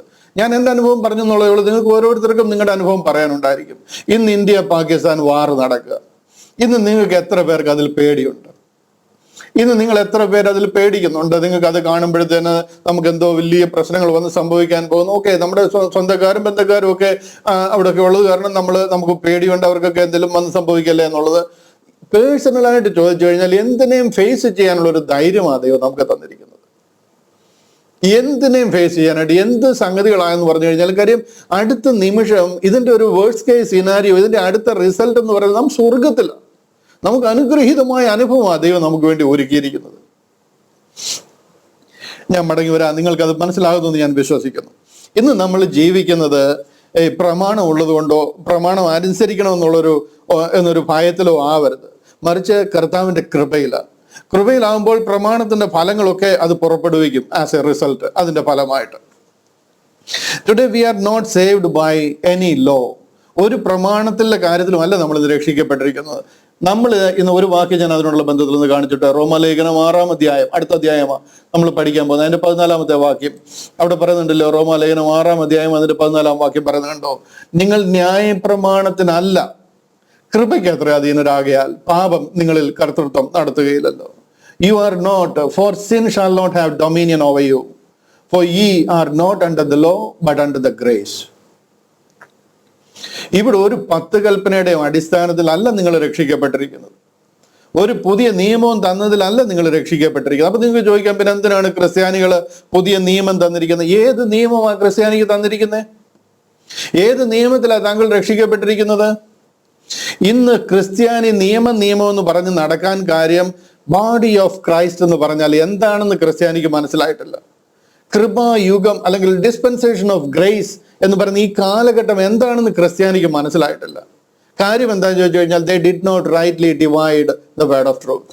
നമ്മുടെ വിളി എന്താണ്, നമ്മുടെ തിരഞ്ഞെടുപ്പ് എന്താണ് നമ്മൾ മനസ്സിലായിട്ടില്ല. നമ്മൾ യഹൂദന് കൊടുത്തിരുന്ന ആത്മീയ അനുഗ്രഹങ്ങൾ നമുക്ക് ലഭിച്ചിരിക്കുന്നു, നാം സ്പിരിച്വൽ ഇസ്രായേൽ ആണെന്ന് പറഞ്ഞ് നടക്കുന്നത് കാരണം ഈ ഭയങ്കര വമ്പൻ തെറ്റിന് അതിൽ പെട്ടുപോയിരിക്കുക. 5-ാം അധ്യായം അതിന്റെ 16-ാമത്തെ വാക്യം. 5-ാം അധ്യായത്തിന്റെ 16-ാം വാക്യം വെച്ച്, ഏകൻ പാപം ചെയ്തതിന്റെ ഫലവും ദാനത്തിന്റെ കാര്യവും ഒരുപോലെയല്ല. ഏകന്റെ പാപം ശിക്ഷാവിധി കൽപ്പിപ്പാൻ ഹേതുവായി തീർന്നെങ്കിൽ കൃപാവരമോ അനേക ലംഘനങ്ങളെ മോചിക്കുന്ന നീതീകരണ വിധിക്ക് ഹേതുവായി തീർന്നു. 17, ഏകന്റെ ലംഘനത്താൽ മരണം ആ ഏകൻ നിമിത്തം വാണു എങ്കിൽ അത് വാഴുകയായിരുന്നു. മരണം വാഴുകയായിരുന്നു മനുഷ്യന്റെ മേൽ. കാര്യം ഒരുത്തൻ പാപം ചെയ്തപ്പോഴത്തേന് ഏകന്റെ ലംഘനത്താൽ മരണം ആ ഏകൻ നിമിത്തം വാണു എങ്കിൽ കൃപയുടെയും നീതിദാനത്തിന്റെയും, അത് ദൈവത്തിൽ നിന്ന് വന്നിരിക്കുക, ആ നീതിദാനമായിട്ട് തന്നിരിക്കുക. നീതിദാനം, കൃപയുടെയും നീതിദാനത്തിന്റെയും സമൃദ്ധി, അബണ്ടൻസ് ആണ് അതിന്റെ. സമൃദ്ധി ലഭിക്കുന്നവർ യേശു ക്രിസ്തു എന്ന ഏകൻ നിമിത്തം ഏറ്റവും അധികമായിട്ട് ജീവനിൽ വാഴും. ഇത്ര എന്താ പറയുന്നത്, ഗോൾഡൻ ലിപിയിൽ എഴുതേണ്ടിയ ലെറ്റേഴ്സിൽ എഴുതേണ്ട വാക്യങ്ങളായതെല്ലാം. അതിന്റെ ബ്രാക്കറ്റ് ഇവിടെ ക്ലോസ് ആവുന്നത്. 17-ാമത്തെ വാക്യത്തിൽ കണ്ടില്ലേ, for if by one man's offence death reigned by one, much more they which receive abundance of grace and of the gift of righteousness shall reign in life by one, Jesus Christ. ആ 13 മുതൽ 17 വരെയുള്ള കാര്യങ്ങൾ പറഞ്ഞ് അതിനെ close ചെയ്തിരിക്കുക. 18-ാമത്തെ വാക്യം.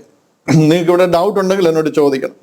അങ്ങനെ ഏക ലംഘനത്താൽ സകല മനുഷ്യർക്കും ശിക്ഷാവിധി വന്നതുപോലെ ഏകനീതിയാൽ സകല മനുഷ്യർക്കും ജീവകാരണമായ നീതീകരണവും വന്നു. ഇതൊരു വലിയ സംഗതിയാണ്. ഈ 18-ാമത്തെ വാക്യത്തിൽ പറയുന്നത്, ഏക ലംഘനത്താൽ സകല മനുഷ്യർക്കും ശിക്ഷാവിധി വന്നതുപോലെ ഏകനീതിയാൽ സകല മനുഷ്യർക്കും ജീവകാരണമായ നീതീകരണവും വന്നു. ഇതിന്റെയൊക്കെ ഇമ്പോർട്ടൻസ് വരുന്നത് ഇച്ചിരൂടെ ഇമ്പോർട്ടൻസ് വരുന്നത് നമ്മൾ അടുത്ത അധ്യായത്തിലേക്ക് കയറുമ്പോൾ, 6-ാം അധ്യായത്തിലൊക്കെ നടക്കുന്ന കാര്യങ്ങൾ പഠിക്കുമ്പോൾ ഇതിന്റെ സീരിയസ്നെസ് എന്താണെന്ന് നമുക്ക് മനസ്സിലാവും.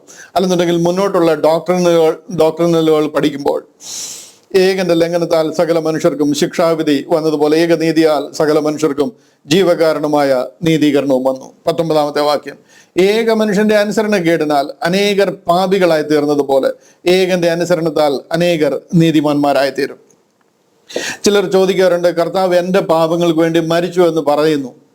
അങ്ങനെ എൻ്റെ പാപങ്ങൾക്ക് വേണ്ടി മരിച്ചാൽ ഞാൻ ചെയ്ത കുലപാതകം അത് പാപമല്ലാതാകുമോ? അല്ല, ഞാൻ ചെയ്ത വ്യഭിചാരം, ഞാൻ ചെയ്ത മോഷണം, ഇതൊക്കെ പാപമല്ലാതാകുമോ? അത് ഞാൻ തന്നെ അതിന് പരിഹാരം വരുത്തണ്ടേ? ഞാൻ അതിന് പ്രായശ്ചിത്തം ചെയ്യണ്ടേ? ന്യായമായ ചോദ്യമാണ്, പലരും ചോദിക്കാറുള്ള ചോദ്യമാണ്. അങ്ങനെ കർത്താവ് എനിക്ക് വേണ്ടി ചെയ്തു എന്ന് പറഞ്ഞിട്ട് ഞാൻ കൈ കഴുകി നടക്കാൻ പറ്റുമോ? ഞാൻ ഇതൊക്കെ പാപം ചെയ്ത ആളല്ലേ എന്ന് ചോദിക്കുന്നത് കേട്ടിട്ടുണ്ട്. ഈ സകല ജാതികൾക്കും മനസ്സിലാകുന്ന ഒരു ചോദ്യമാണ്. അവരതിനെ സപ്പോർട്ട് ചെയ്യുകയും ചെയ്യും. പക്ഷെ ഞാനൊരു മറുചോദ്യം ചോദിക്കാം. ഇങ്ങനെ ചോദിക്കുന്നവരോട് ഞാനൊരു മറുചോദ്യം ചോദിക്കാം. താങ്കൾ എന്തുകൊണ്ടാണ് മരിക്കുന്നത്? എന്ത് കാരണം കൊണ്ടാണ് താങ്കൾ മരിക്കുന്നത്? താങ്കളുടെ പാപം കൊണ്ടാണോ? താങ്കൾ എന്തെങ്കിലും പാപം ചെയ്തത് കൊണ്ടാണോ മരിക്കുന്നത്? അല്ല. താങ്കളുടെ പാപം കാരണം താങ്കൾ നരകത്തിൽ ചെല്ലുമ്പോൾ താങ്കളുടെ ശിക്ഷാവിധിക്ക് ആക്കം കൂടും. താങ്കൾക്ക് കിട്ടാൻ പോകുന്ന നരകത്തിലെ സ്ഥലങ്ങളുണ്ട്, നരകത്തിലല്ല, ഒരുപോലല്ല, നിങ്ങൾക്ക് കിട്ടാൻ പോകുന്ന ശിക്ഷാവിധിക്ക് ആക്കം കൂടും. ഈ ലോകത്തിൽ വെച്ചും അതിന് മറുപടി കിട്ടും. നരകത്തിൽ ചെല്ലുമ്പോഴും നിത്യമായിട്ട് അതിന് താങ്കൾ ശിക്ഷ അനുഭവിക്കേണ്ടതായിട്ട് വരും. അതാണ് താങ്കൾ ചെയ്ത പ്രവൃത്തി കൊണ്ട് താങ്കൾക്ക് വരാൻ പോകുന്നത്. പക്ഷെ മരണത്തിന് അതൊരു തടസ്സമല്ല. താങ്കളുടെ മരണം താങ്കൾ ചെയ്ത പാപം കാരണമല്ല വന്നത്. ഇനി താങ്കൾ പാപം ചെയ്താലും ചെയ്തില്ലേലും താങ്കൾ മരിച്ചേനെ. കാരണം ഒരുത്തൻ പാപം ചെയ്തു, ഓൾറെഡി ആദം ചെയ്ത പാപത്തിന്റെ ശിക്ഷയായിട്ട് താങ്കൾ മരിച്ചേ മതിയാകത്തുള്ളൂ. താങ്കൾ ചെയ്ത പാപം കാരണമല്ല താങ്കൾ മരിക്കുന്നതോ താങ്കൾ നരകത്തിൽ പോകുന്നതോ.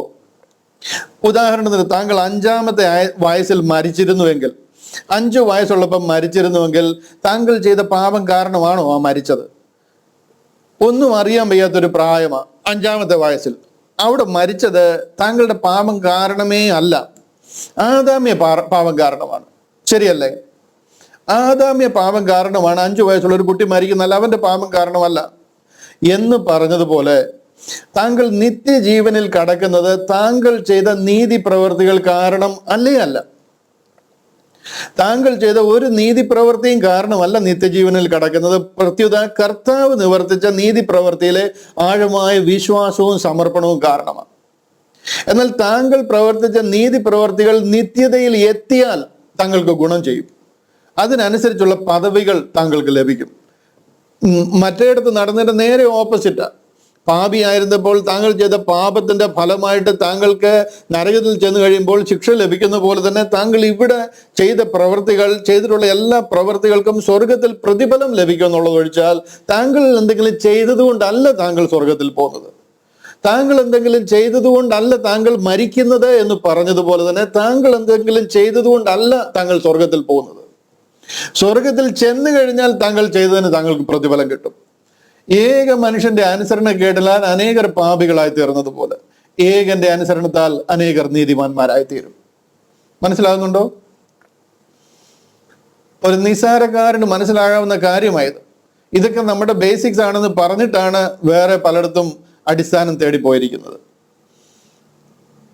20-ാമത്തെ വാക്യം, എന്നാൽ ലംഘനം പെരുകേണ്ടതിന് ന്യായപ്രമാണവും ഇടയിൽ ചേർന്നു വന്നു. ലംഘനം പെരുകേണ്ടതിന് ന്യായപ്രമാണവും ഇടയിൽ ചേർന്നു വന്നു.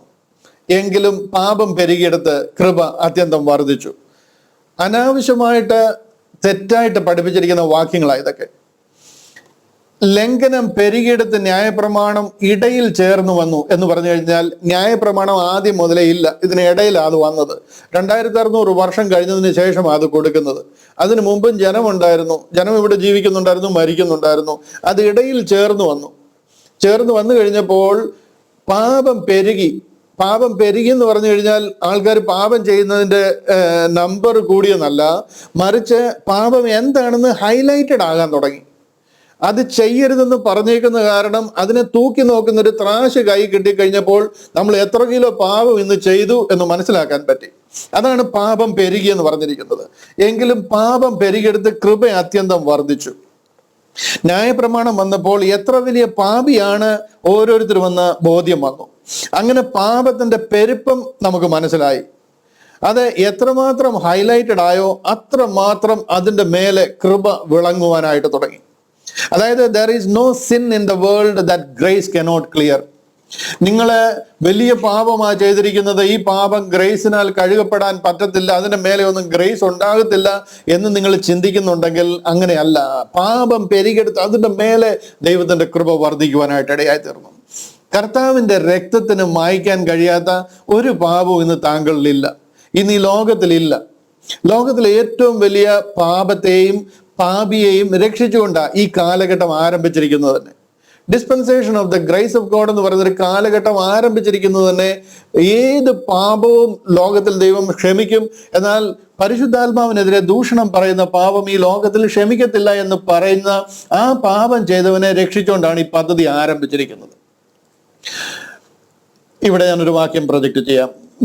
15-ാമത്തെ വാക്യം, 1 തിമത്തിയോസ് 1:15-16. ഇവിടെ കണ്ടില്ലയോ, ക്രിസ്തുയേശു പാപികളെ രക്ഷിപ്പാൻ ലോകത്തിൽ വന്നു എന്നുള്ളത് വിശ്വാസ്യവും എല്ലാവരും അംഗീകരിപ്പാൻ യോഗ്യമായ വചനം തന്നെ. ഫൈൻ. അടുത്ത വാക്യം, ആ പാപികളിൽ ഞാൻ ഒന്നാമൻ. പോൾ പറയുക, ഈ പോൾ പറയാൻ കാര്യം പരിശുദ്ധാത്മാവിനെതിരെ ദൂഷണം പറഞ്ഞ പാപിയ പോൾ എന്ന് പറയുന്നത്. കർത്താവ് തന്റെ വായ്മൊഴിയാൽ പറഞ്ഞിരിക്കുക, ഈ ലോകത്തിലുള്ള സകല പാവം, ഈവൻ കർത്താവിനെതിരെ പറയുന്ന പാപം വരെ ഞാൻ ക്ഷമിക്കും.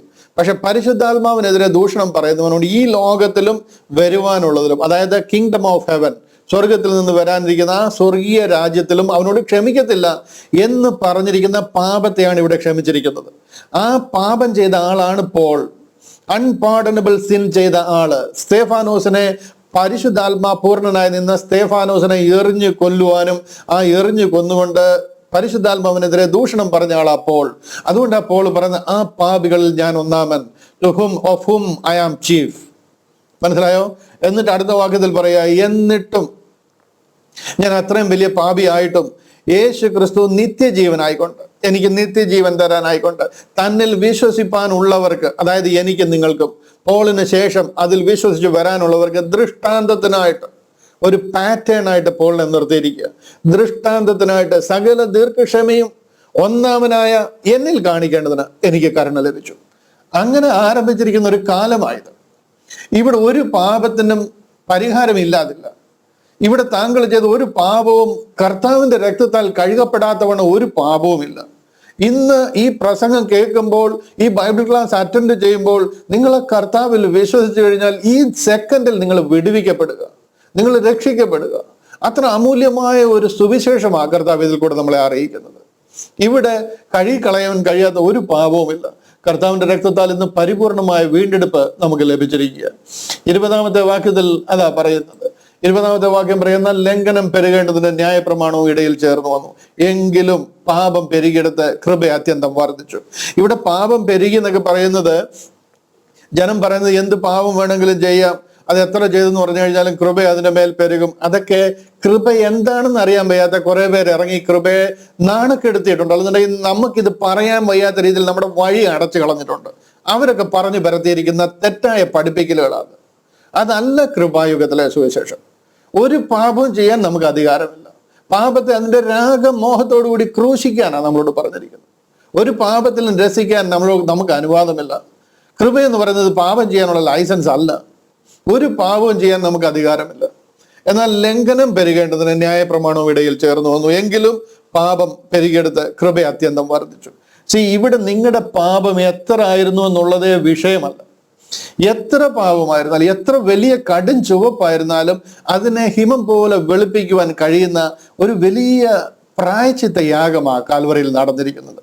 ഉലകം ഉണ്ടായ നാൾ മുതൽ ഇനി ഉലകം അവസാനിക്കുന്ന നാൾ വരെ ദൈവം മനുഷ്യനോട് ഇടപെട്ടതിലെ ഏറ്റവും വലിയ ഇടപെടലാണ് കാൽവറി എന്ന് പറയുന്നത്.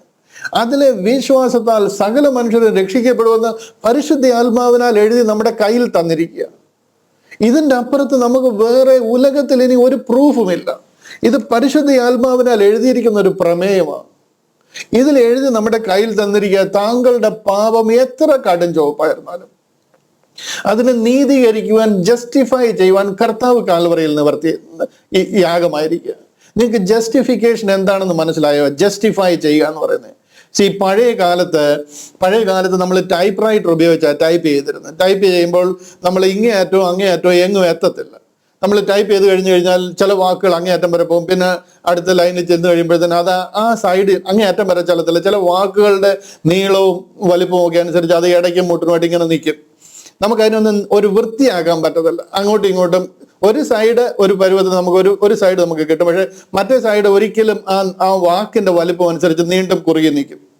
എന്നാൽ ഇംഗ്ലീഷിൽ നമുക്കിപ്പം കമ്പ്യൂട്ടറൊക്കെ ആയി കഴിഞ്ഞപ്പോഴത്തേന് മൈക്രോസോഫ്റ്റ് ഓഫീസ് സ്യൂട്ടിൽ, വേർഡിൽ ഒരു പ്രോഗ്രാം ഉണ്ട്. നമുക്ക് എത്ര ടൈപ്പ് ചെയ്യണമെന്നുണ്ടല്ലോ, എത്ര വേണമെങ്കിലും ചെയ്തോ, അത് മുഴുവനും ടൈപ്പ് ചെയ്ത് കഴിഞ്ഞിട്ട് അത് മുഴുവനും കയറി ഇറങ്ങി നിൽക്കും. അതിനെ മുഴുവനും കൂടെ ഒന്ന് ഹൈലൈറ്റ് ചെയ്തിട്ട്, അതിനെ മുഴുവനും കൂടെ ഒന്ന് ഹൈലൈറ്റ് ചെയ്ത് പിടിച്ചിട്ട് ജസ്റ്റിഫൈ എന്ന് പറയുന്ന ഒരു ബട്ടൺ അമർത്തി കഴിഞ്ഞാൽ എവറിത്തിങ് വിൽ ബി ജസ്റ്റിഫൈഡ്. അത് എത്ര ലൈൻ ഉണ്ടെങ്കിലും അത് ജസ്റ്റിഫൈ ആകും. ഞാൻ നിങ്ങളെ ആ ഒരു ഉദാഹരണം ഒന്ന് കാണിക്കാം. ഞാനൊരു പടം അതിൻ്റെ ഒന്ന് എടുത്തിട്ടുണ്ട് നിങ്ങൾക്ക് മനസ്സിലാകാനായിട്ട്. ഇത് കണ്ടില്ലേ, ഇതാണ് ആ ഒരു ജസ്റ്റിഫിക്കേഷൻ എന്ന് പറയുന്നത്. ഇത് ഈ സൈഡ് കണ്ടില്ലേ, രണ്ട് സൈഡും കണ്ടില്ലയോ? ഇത് നമ്മളിങ്ങനെ ഒരു ബുക്കിൽ ടൈപ്പ് ചെയ്ത് കഴിഞ്ഞാൽ ഒരു വൃത്തിയില്ല. എന്തെങ്കിലും ഒരു ഡോക്യുമെന്റ് കൊടുത്തു കഴിഞ്ഞാൽ, ഞാൻ നിങ്ങളെ കാണിക്കുന്നില്ലായിരുന്നു, സോറി. ഇത് കണ്ടില്ലേ, ഇതൊരു ഡോക്യുമെന്റിന്റെ അങ്ങേയറ്റം ഇങ്ങേയറ്റം നിൽക്കുന്ന കണ്ടില്ലേ? ഇത് നമുക്ക് ജസ്റ്റിഫിക്കേഷൻ ഇല്ലാത്ത കാലമായിരുന്നു.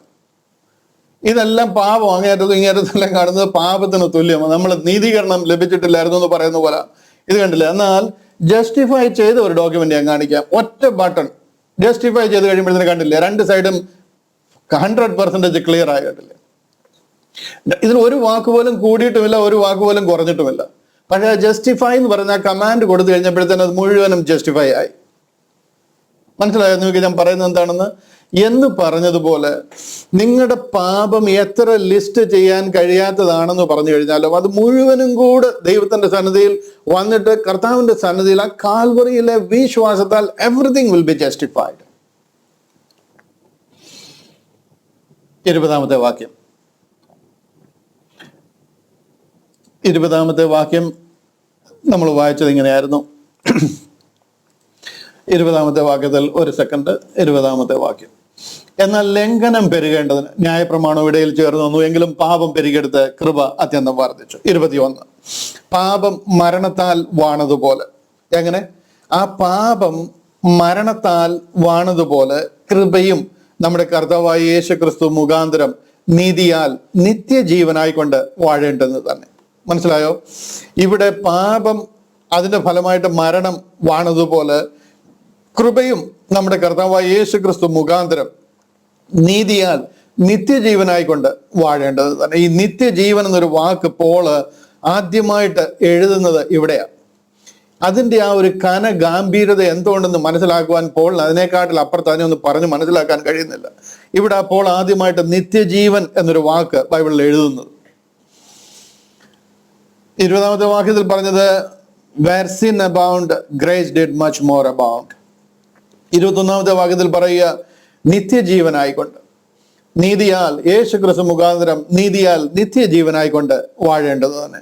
പാപം മരണത്താൽ വാണതുപോലെ കൃപയും നിത്യജീവനിൽ വാഴേണ്ടത് തന്നെ.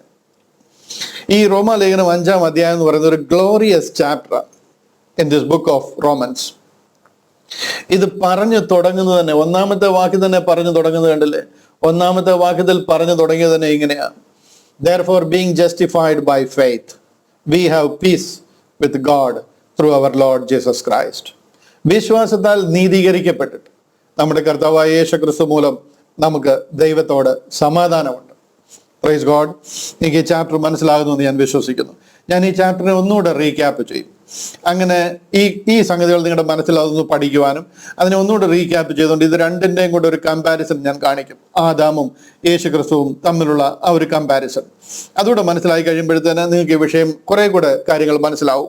എന്നാൽ 6-ാമത്തെയും 7-ാമത്തെയും 8-ാമത്തെയും ചാപ്റ്റർ പഠിച്ചു കഴിയുമ്പോൾ കർത്താവിൻ്റെ ആ ഒരു ഹ്യൂമാനിറ്റി അല്ലെങ്കിൽ ക്രിസ്റ്റോളജി, യേശു ക്രിസ്തുവിൻ്റെ ആ യേശു ക്രിസ്തു ശാസ്ത്രം, ക്രിസ്റ്റോളജി എന്തുവാന്ന് ഞാൻ ഒരു ക്ലാസ്സിൽ അത് പഠിപ്പിക്കും, അതെടുക്കും. അതുകൂടെ കഴിയുമ്പോഴത്തേന് ഈ 1 മുതൽ 8 വരെയുള്ള കാര്യങ്ങളിൽ പറഞ്ഞിരിക്കുന്നത് എന്താണെന്നുള്ളത് ക്രിസ്റ്റൽ ക്ലിയർ ആയിട്ട് നിങ്ങൾക്ക് മനസ്സിലാകുവാനായിട്ട് ഇടയായിത്തീരും. ദൈവം അതിനായിട്ട് നിങ്ങളെ സഹായിക്കട്ടെ. ഈ റോമാലേഖനത്തിലെ 5-ാമത്തെ വാക്യം, പ്രത്യേകിച്ച് 13 മുതൽ 17 വരെയുള്ള വാക്യങ്ങൾ ശ്രദ്ധയോട് പഠിക്കുവാനും കഴിയുമെന്നുണ്ടെങ്കിൽ അത് ബൈ ഹാർട്ട് ആക്കുവാനും ഞാൻ നിങ്ങളോട് ഓർപ്പിക്കുകയാണ്. വളരെ ഇമ്പോർട്ടൻ്റ് ആയിട്ടുള്ള ഒരു ചാപ്റ്ററാണ്. ഇതിൽ നിന്ന് നമ്മുടെ അവസാനത്തെ ടെസ്റ്റിന് ചോദ്യങ്ങൾ വളരെ ചോദിക്കാൻ ചാൻസ് ഉള്ള ഒരു ചാപ്റ്ററാണ്. അതുകൊണ്ട് ഇതിനെ വളരെ വ്യക്തമായിട്ടും ശ്രദ്ധയോടും പഠിക്കുവാൻ ഞാൻ ഓർപ്പിക്കുന്നു. ഇന്നത്തെ പഠനം നിങ്ങൾക്ക് അനുഗ്രഹമായി. ഇതിലൂടെ നമുക്ക് എങ്ങനെ നീതീകരണം വന്നിരിക്കുന്നു, ഇവിടെ നാം എന്തെങ്കിലും നീതി പ്രവൃത്തി ചെയ്തിട്ടോ അല്ലെങ്കിൽ ഇന്ന് നിങ്ങൾ ഒരു സഭയിൽ, ഒരു ടിപ്പിക്കൽ ചർച്ചിൽ, ഏത് സഭയിൽ എന്നെ ശ്രദ്ധിക്കുന്നവർ പോകുന്നു, അവിടെ രക്ഷയ്ക്കായിട്ട് നിങ്ങൾ പറഞ്ഞിരിക്കുന്ന കാര്യങ്ങൾ വല്ലതും ആണോ ഇതിൽ പറഞ്ഞിരിക്കുന്നത് എന്ന് നിങ്ങളൊന്ന് കമ്പയർ ചെയ്ത് നോക്കുക.